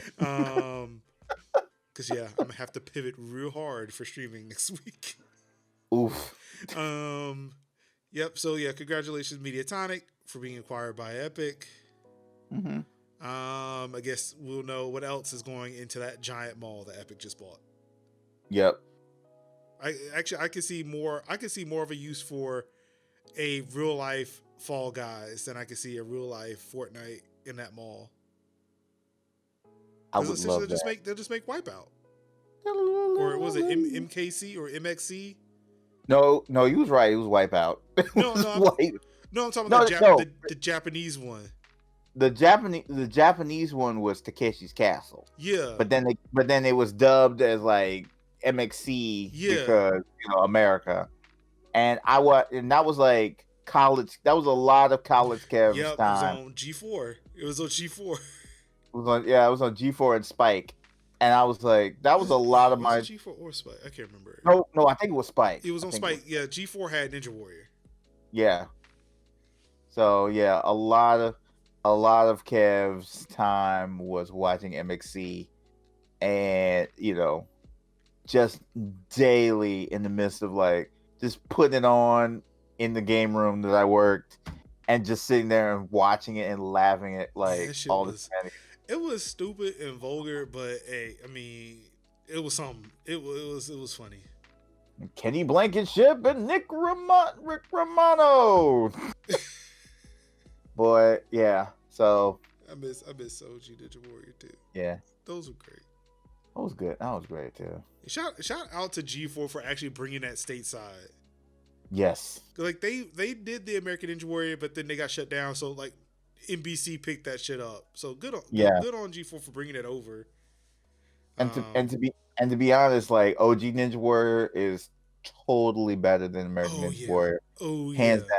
Because what happens is they be like, American Ninja Warrior would tell everybody's like life story. He's a parkour enthusiast, a weatherman, and he saves children in his spare time, and have all this thing, and then my man eats knobs in like 30 seconds. And I'm like, what was the reason? What was the reason why we went to this whole guy's resume and followed him around with a camera crew just to watch my man just like completely lose it in 30 seconds? Yeah, at least with OG Ninja Warrior, like they were like, look, here's a little bit. Like they'll show the firefighters, and that's about it. Like I only remember them showing like the resumes of the Japanese firefighters. That's it. No, there was one guy that was a shipboat captain. There was another guy that worked in the gas station. Oh no, I'm not saying that they didn't have, because I was gonna get to, like, they did have those average Joe guys, right? Like the dudes who would show up in the gas station uniform, right? Like, why don't you only have one of those? And then kill the whole course and just be like, bop. That was the awesome part, where it was like, this man works for a whole 7-Eleven, and he like just killed the course. And then like one dude. Oh yes, Makoto Nagano. That's a name I've not heard in a long time. Yeah, and you got dudes like, one dude like he's like a shipboat captain, and he's like doing like armlet like handstands on the top of his mast, and I'm like, bro, that's too much, dude. Okay, man, you cool. You fit. I go to work and I watch anime. This is what happens. Yes. Great. It's a great. You fit, bro. Content. Like let's not look. I'm an American slob. Don't make me feel bad. All right. System up. Look, we got hardware and software updates today, and wouldn't you know it, we have a software update for the Nintendo Wii U. Yeah, that legit blew my mind when I saw that. I was like, for real?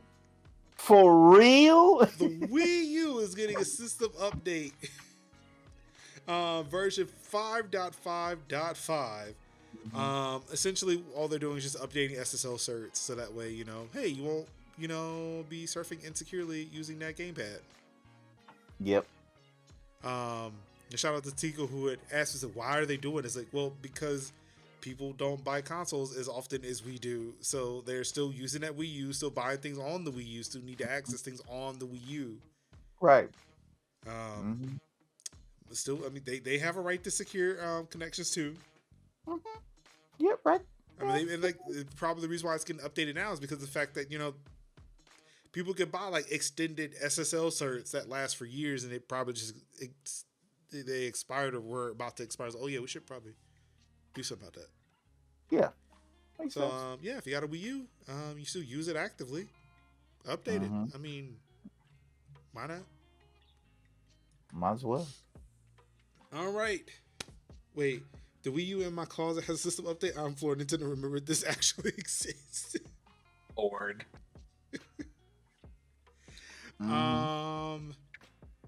In deals news, PlayStation Plus games for March. And this really stings given the announcement that they made the day prior to this. Final Fantasy VII Remake is free for PlayStation Plus. Wait. I have a song that you need to pair up with this announcement. Give me the briefest of moments while I retrieve it for you. Okay. Guess we'll kill time. Well, all right. Well, while we're giving the briefest of moments here, Kev, I will let you know about what happened to Yakuza 0. Okay. Apparently, when migrating over to my new SSD last week, I broke the Microsoft Store and apparently all the Windows apps that are associated with it. Like all of the UWP apps, all the Game Pass games, all of that were gone. Oh, jeez. I was able to restore it to get the apps to run again. However, now when I launch Yakuza 0, it just says connecting and doesn't do anything. Oh, damn. And I learned out way too late that the save file for the PC version of Yakuza 0, or at least the Microsoft Store PC version, the save does not transfer over to Xbox. Ooh. So even though I have it on Game Pass on both systems, I can't use that save. Ooh. So I would have to start over at the beginning. Also, keep in mind that I found out too late as well that I actually have Yakuza 0 on Steam. Which I would have preferred to use that version because it's just easier to work with. Right. Plus that probably have Steam Cloud and all them good features. So yeah, and it's not to say too that the Xbox Cloud didn't pick up that save for PC. I just can't use it on my Xbox. I'm pretty sure if I got the PC version or the Game Pass version on PC to work, I can continue playing. But for right now, it's broken, and the only way I'm still trying to figure out a way to fix it outside of having to reinstall fucking everything to get the Windows Store to work properly. So yeah, right now the Yakuza playthrough is on hold. I am slowly trying to make a pivot to another game. People have been talking about Control, and I'm like, it's a supernatural type of scary-ish game, but not really. Do I really want to sit through that? And I'm thinking, I'm leaning into it. To be fair, I think you should check it out because, to be fair, I think Control is kind of you. Like, I think that's kind of your game. Like, I'm leaning into it. I have it on, like, it's on Xbox Game Pass. I'm not sure if it's on PC, but I'm definitely not doing PC Game Pass games for the time being. But it will be available. And shout out, like, actually, I should become a humble partner. Are any of you humble partners? No. I mean, not yet, but I mean, we can make those arrangements. I definitely, I would like that. For me, I already subscribed to the Humble Monthly, so that they've already got my money. Right. But for the month of March, Control is one of the games in the Humble Monthly. Okay. So I'll be able to get the Steam version of Control. Which is the one that Humble Partner thing together so that people in my Discord who wanted to like use a Humble code can go ahead and purchase Control. Yeah, I've thought about it. For me, it's just the name of the program, Humble Partner. It just kind of rubs me the wrong way, and I think that's the reason why I haven't done it. Because like you're not a partner, you just get a link, you get a referral link, and that's it. Like you're not a partner of anything. Yeah, yeah. It's the name. It's just the name that's keeping me from doing it. Yeah, I'm green. I'm a Green Man Gaming ambassador partner. So Yeah, see, yeah, like all of that. Like that. It's just an affiliate link, it's and like just call it what it is. That's yeah, the only thing that's keeping me from joining these platforms. Like y'all calling me partners, and this is not. We are not in any type of partnership. yeah. It's like your affiliate. It's like, and then it's like I'm an ambassador, but then I still have to like oh hey, we got games. Register for interest. And I have to still gotta go and be like, hey, like, hey, let me get that. And I'm like, I'm gonna tell you one program I do like is Woovit. Woovit is really nice. They provided me that code for Power Nap, which is a really cool app. If you have not checked the Power App, definitely do so. Yep. It will be out next Friday, the 12th, I think. It was either the 10th or the 12th. I can't remember. Again, check YouTube. There's a Power Nap video on my YouTube channel. It's got the date on there. It's really cool. Yeah, Woovit's good. Oh no, go ahead. No, I would say Woovit's good and Keymailer is good too. Oh, okay. Keymailer's more it's more like not so much like performance based, but it's more like, hey, you got numbers. Here you go. Like here's the game. Yeah, like I'm also signed up for Pop Agenda. But they're always offering they're offering games that like I'm not interested in, and like that's like I want to see a game that I'm interested in it and I could possibly give a good review to. I don't want to sit there and be that person who gets a code. Yeah, this game fucking sucks. Right. Like I don't want to be that ungrateful person. It's like, yeah, I'll let them keep the code for someone who actually wants to play this game. So that's why they offered me code for a piece of software. It's like, yes, this seems more my speed. It's not a game, just a piece of software. Sin, are you ready? Ready as one is going to be. I do not know why you have asked if I am prepared for this. I am not. You told me to hold on. I thought we were getting prepared. Oh, I have placed the thing in chat for you. Oh. To pair with your announcement. Gotcha. Okay. Let's see here. All right. Let me see if I can get this queued up properly.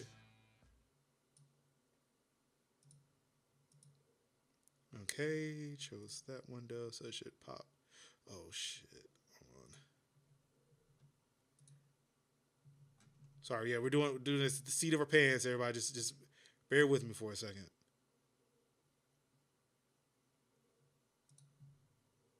Okay, let's pause that. Let's load this up.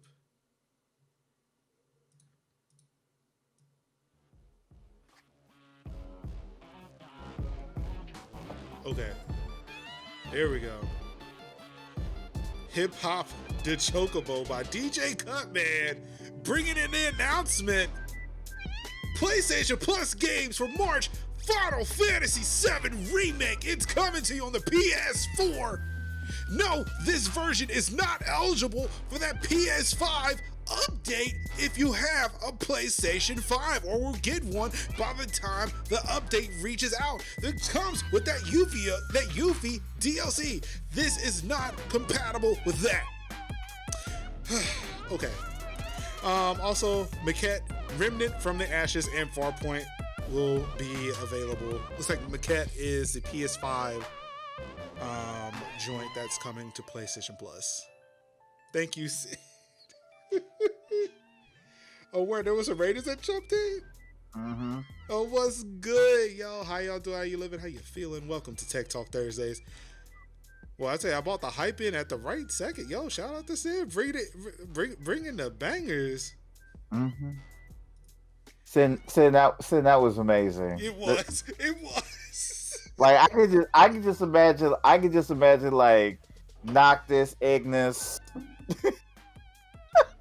Yo, the straight clouds in the building. There goes Noctis. He was bottle service. That's right. Look at Van turning up. Is that the Onion Knight? Yo. Especially like Gladius, man. Like Gladius is just like beep, beep, and like Ignis doing a little like light polite head bop, be like, It's just like, okay, we respect it. Like, oh man, that would be that would make 15 slap. You have to I'm on the road trip. Here's the wild thing about that song though, is that it's one of those things that actually appears in the game. There's a vendor that sells like theme music to you in the game. That's actually a Final Fantasy VII remake. When I saw that on the list, I was like, you have to play it. Yes. Now it makes me want to play like Final Fantasy 9 and not play it. Like I have not seen a single person hear that song and not be like, yes, this is giving me everything I need, and just be there for 5 minutes. It's this, and it's like Agatha All Along trap remix. Like that song coursed through my veins like Mako. I was feeling the power of the reactors. Not and it's wild because I know it's like, again, when you play Final Fantasy so much, you know which one you can hear like be like the same victory theme, and you could put like that's 7, that's 8, that's 10, that's 9. Like you can be like that's 6, that's not 3, 6. Like you could be able to pick them up, and I'm just like like from even like the little instances. That's why I picked up Sephiroth, because I was like doom doom doom doom, and I'm like that's Sephiroth. I was like, just feeling the bops of the planet. Like, all I was doom doom doom Sephiroth. That's why when Smash was coming out, they were just like, hold on. I'm sorry, you were adding what new game? Oh my god, what? Sephiroth. I didn't even hear Cloud. I didn't even hear him go like he usually Sephiroth, and I'm like, I was like, as soon as I see them, I was like, I have to see his face and see that Sephiroth joins the battle, and I'm like, that's him. Yo, not Love Zero, thank you for that delay. follow. But yeah, I was just to make clear out of that intro, out of that that read. Yeah, Final Fantasy VII Remake is available for free as a part of PlayStation Plus, so that really sucks for everybody who bought that damn game. But yeah, also to point out that the day before Sony had a State of Play, announced the update, or the update for Final Fantasy for the remake, free to everyone who bought the game. Yes. But they don't get Yuffie. You have to pay for Yuffie if you already bought it. If you buy the PS5 version, you will get Yuffie. If you are getting Final Fantasy VII Remake through PlayStation Plus this month, it is not eligible for that update. So you get nothing. You get buttkiss. None of that. Everybody getting disappointed. So, you get disappointment, and you get disappointment, and you get disappointment. You're really going to like have us like pay extra money to buy an iconic character from what? Oh, ain't shit. So definitely keep that in mind when making your buying or downloading decisions.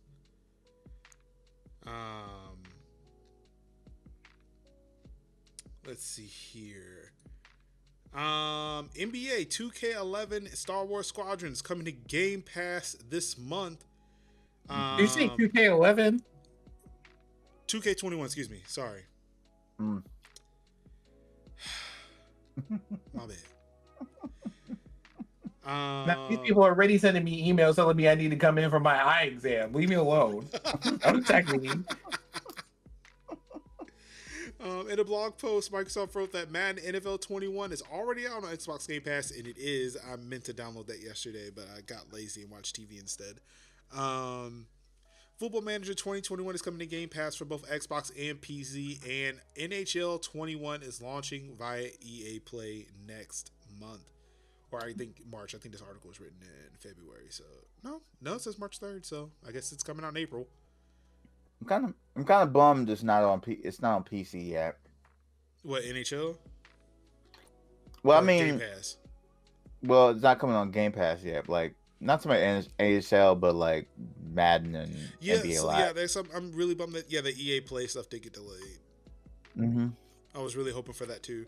Like, it was a thing where like the Star Wars Squadrons was announced. I was like, ooh, I can't wait to play that in VR. Which, speaking of which, I got Flight Simulator to work in VR, and man, that shit's fucking cool. I was gonna play Star Wars Squadrons in VR, but then I remember, oh wait, EA Play is not available on PC right now. Mm-hmm. So, yeah, I was talking to somebody on Twitter about it one night, and I was like, yeah, it's kind of moot. Like, there's no point. There's no point me being excited because it's not available on PC for Game Pass. I'd have to buy it in order to play VR. So, yeah, I guess I could do that. That seems like the right thing to do. Yeah, no, I'll wait. Yeah. When EA games, I'll wait. Well, those are coming to Game Pass. The Witcher 3, Wild Hunt, and Bloodstained Ritual of the Night are leaving in March. I'm just gonna be real with you. Like, just buy Witcher. Yeah, if you haven't bought it, I own it on Xbox. If you don't have it, I own the PC version too. Oh, yeah, that's right. I know why I own the PC version of Witcher. What? GOG did a thing to where if you linked up your GOG account with all your other gaming services, and you own The Witcher 3 on any of them, you could get the PC version for free. All right, that's actually not bad. So yeah, like I'm not sure if that is still going, but like I did it like when they announced it. I made sure like I had like my disc in the Xbox that look, you need to install this, make sure they see it. Mm-hmm. So that I can get that free PC version. Mm-hmm. Oh man, work like charm. Chef's kiss.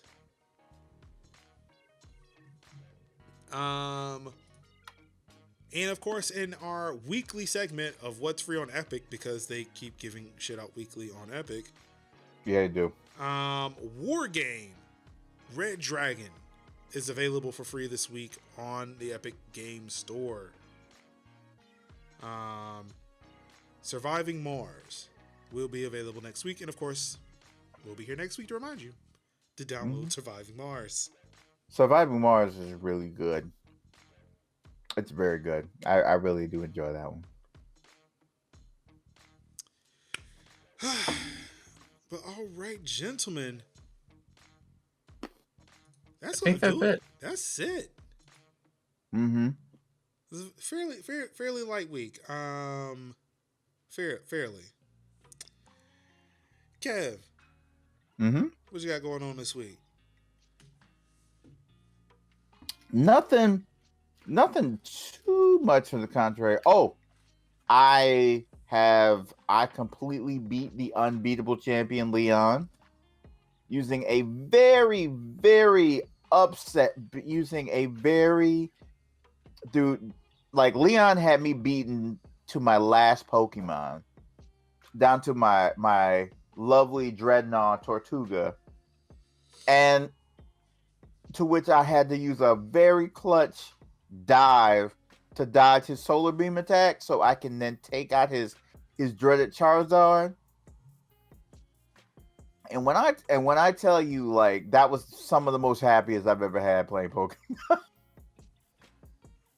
Like, I like how they did the whole like Elite Four thing by just being like, hey, instead of it being like fight these dudes that you never fought before, you never heard of, just just do like a tournament style thing, hashtag like air quotes tournament style, and then you just fight the champion, and then when you finish fighting the champion, and it was actually pretty cool. So beat Pokemon Sword. Also want to give a shout out to Paladins for introducing another black woman character into the game. I think her name is Octavia. So to count, Paladins has 1, 2, 3 Black women characters.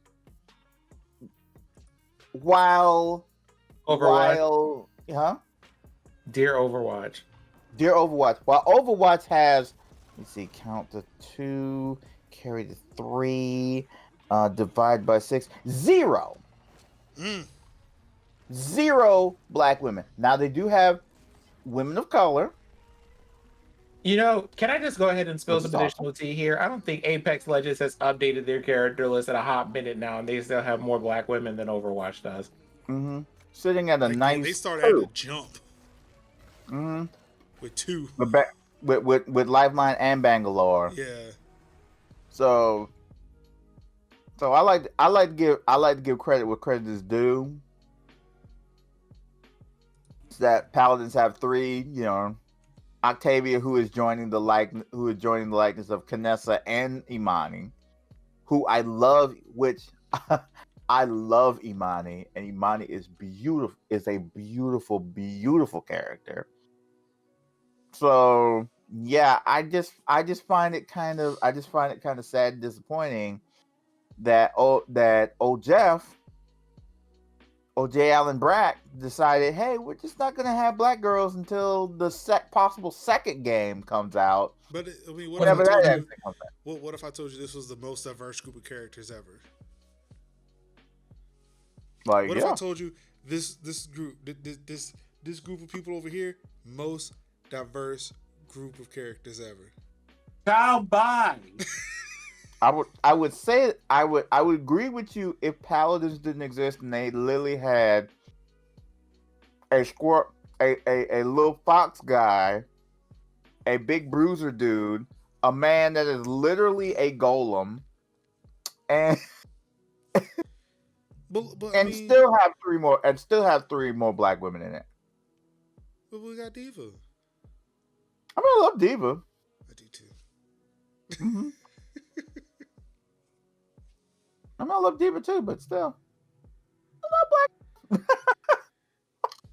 For those who are new to me, yes, I am a Diva main. I do play Overwatch quite frequently, but yeah, I also do recognize its flaws. Yeah, it's definitely flawed. Yeah, but shout out to High Res for doing that as well, and it's also for making some awesome games like Paladins and Smite. Again, Smite still having more Black women in it. Have a third game? I think it's like Realm Royale, but isn't that's an offshoot of Paladins though, right? Yeah, it's kind of like an offshoot of Paladins, but it's like it's in like the Paladins vein, but it's its own thing by being like a BR. BR, yeah. It was dope. So probably going to be playing a little bit more Paladins. Also, Destiny 2, still pretty cool. Other than that, I think that's been about it. And maybe dusting off Dragon Quest save next week, maybe. Oh, and it's Mario Day next Wednesday, so probably gonna do some more Odyssey. You should pick up that 3D World. It's really good. I haven't played Bowser's Fury, but what I've seen and heard of that thing, it looks really good. I can't wait to dive into that. Mm-hmm. Indeed. I've seen some play of it. It's a lot of fun. Yeah. Mm-hmm.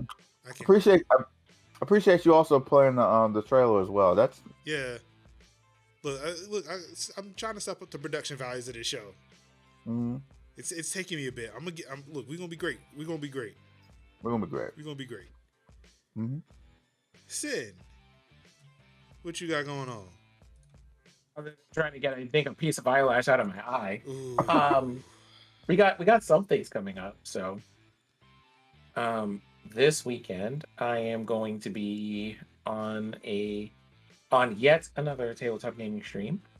That is going to be with Eldritch Crow and crew playing Ether, and then we are going to be on.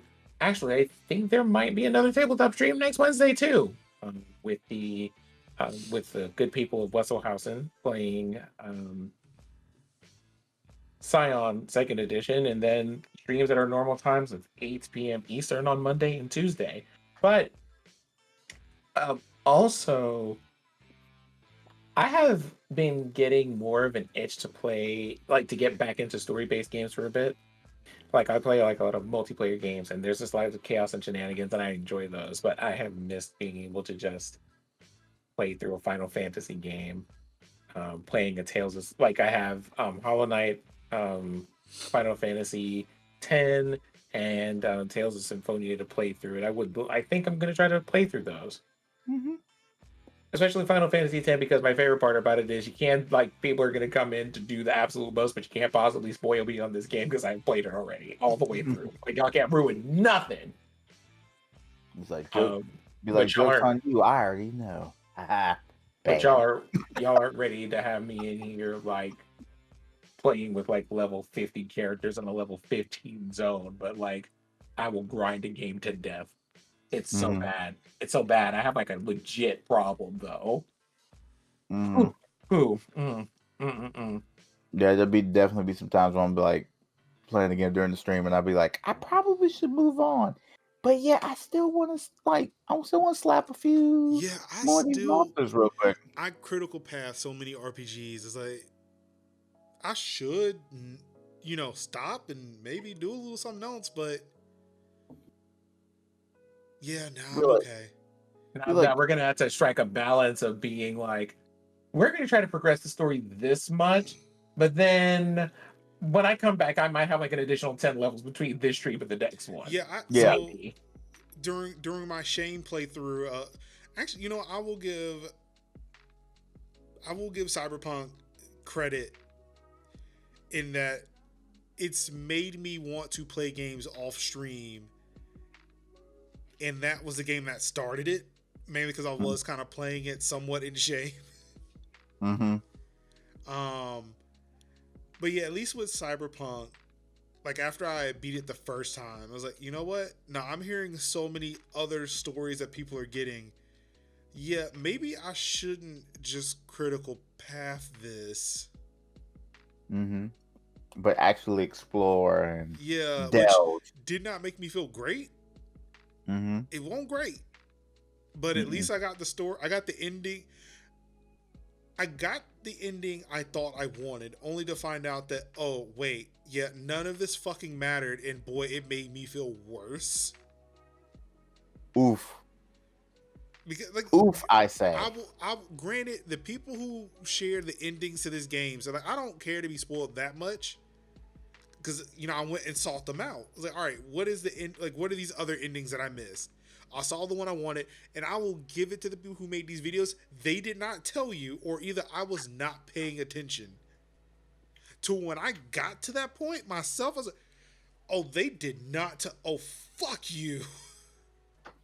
This is not how I wanted this to go. But here I am anyway, and I played this damn game twice. Fool me once, shame on me. Fool me twice, shame on you. Damn. Actually, no, shame on me. I should have played this thing twice. You should have been like, I seen what it had to offer.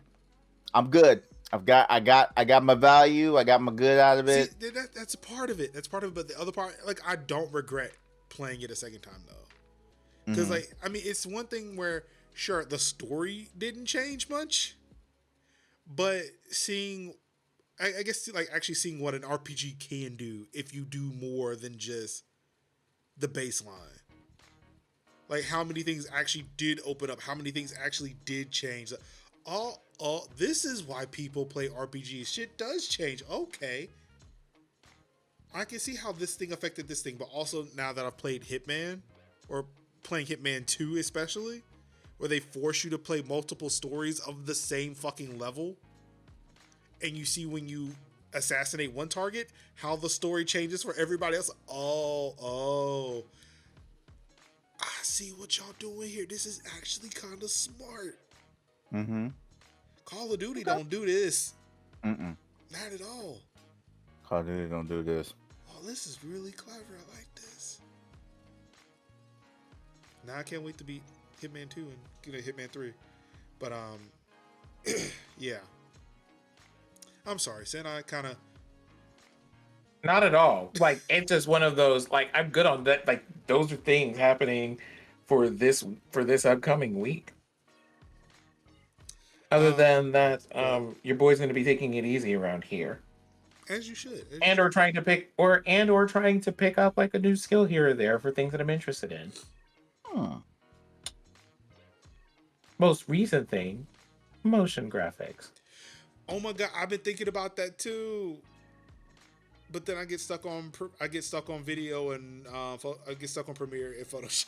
It's like I'm still doing those things. I'm still trying to get videos out and thumbnails made and dumb pictures about me arguing with myself.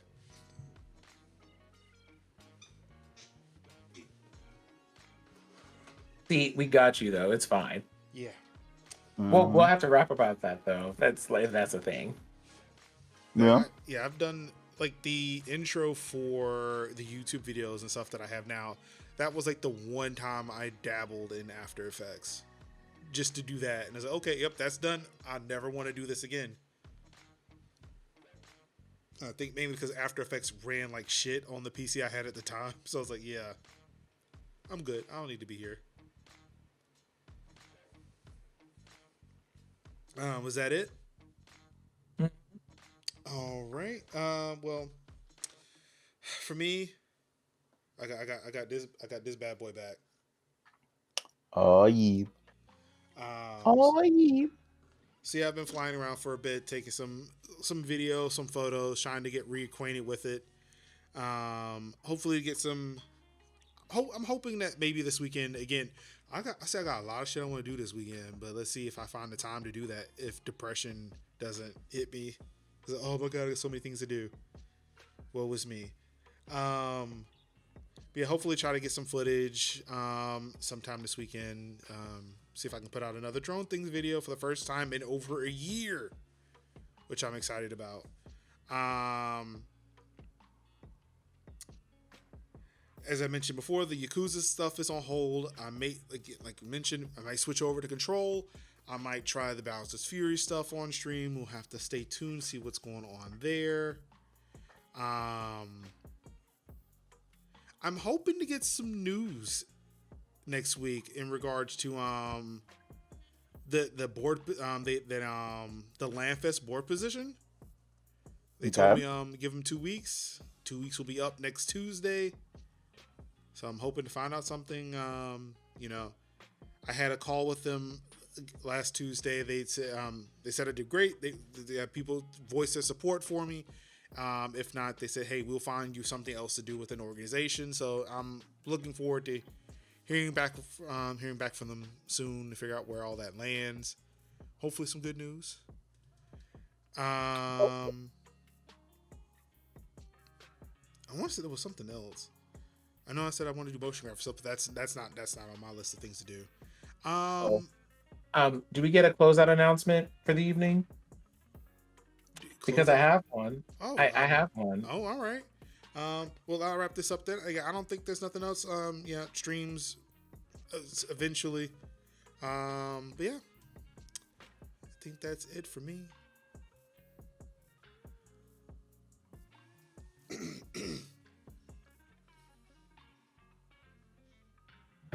Day is upon us. It's Thursday. Tomorrow's Friday. Do not rise from the place of your slumber to get on a social media network and spoil this episode of WandaVision for people who have not seen it. Get in a group DM, get in a group text, find a secret Discord channel. Do not get on Twitter. Do not get on Facebook. For fuck's sake, don't get on Instagram and spoil things for people. Not everybody's going to be up at 3 a.m. to watch this. Not everybody's going to be able to watch this at 6 a.m. or 9 a.m. or even on Friday for that matter. They might have to catch it over the weekend. And you and your sense of entitlement, needless sense of entitlement, when it comes to being like, well, I went and watched things and they knew I wanted to talk about it, so they should just avoid social media until the end of things. Like we haven't been on there all week trying to connect with our friends and just behave in general because we can't leave the damn house. Stop it. Right. We're in a whole platypus. Let people live and do the things that they want to do and stop spoiling everything for everyone. Mm-hmm. Agreed. That's it. Agreed. That's it, and that's all. You know, like Panic at the Disco or not, stop spoiling things for people when you don't have to on social media networks. I know y'all have like 5 friends y'all talk to about everything anyway. Talk to them about the things that you were watching.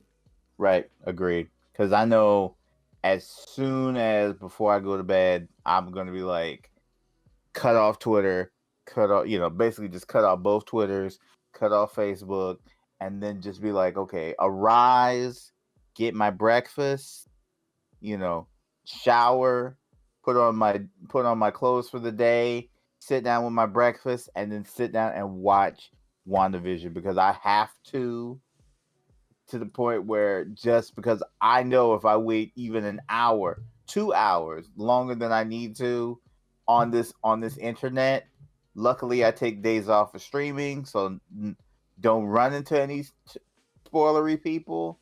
So I just, like, okay, just gonna watch it, get it out there and open, and then like post my ambiguously like non-spoilery tweets, hashtagged whatever, like, oh wow, and then that's it.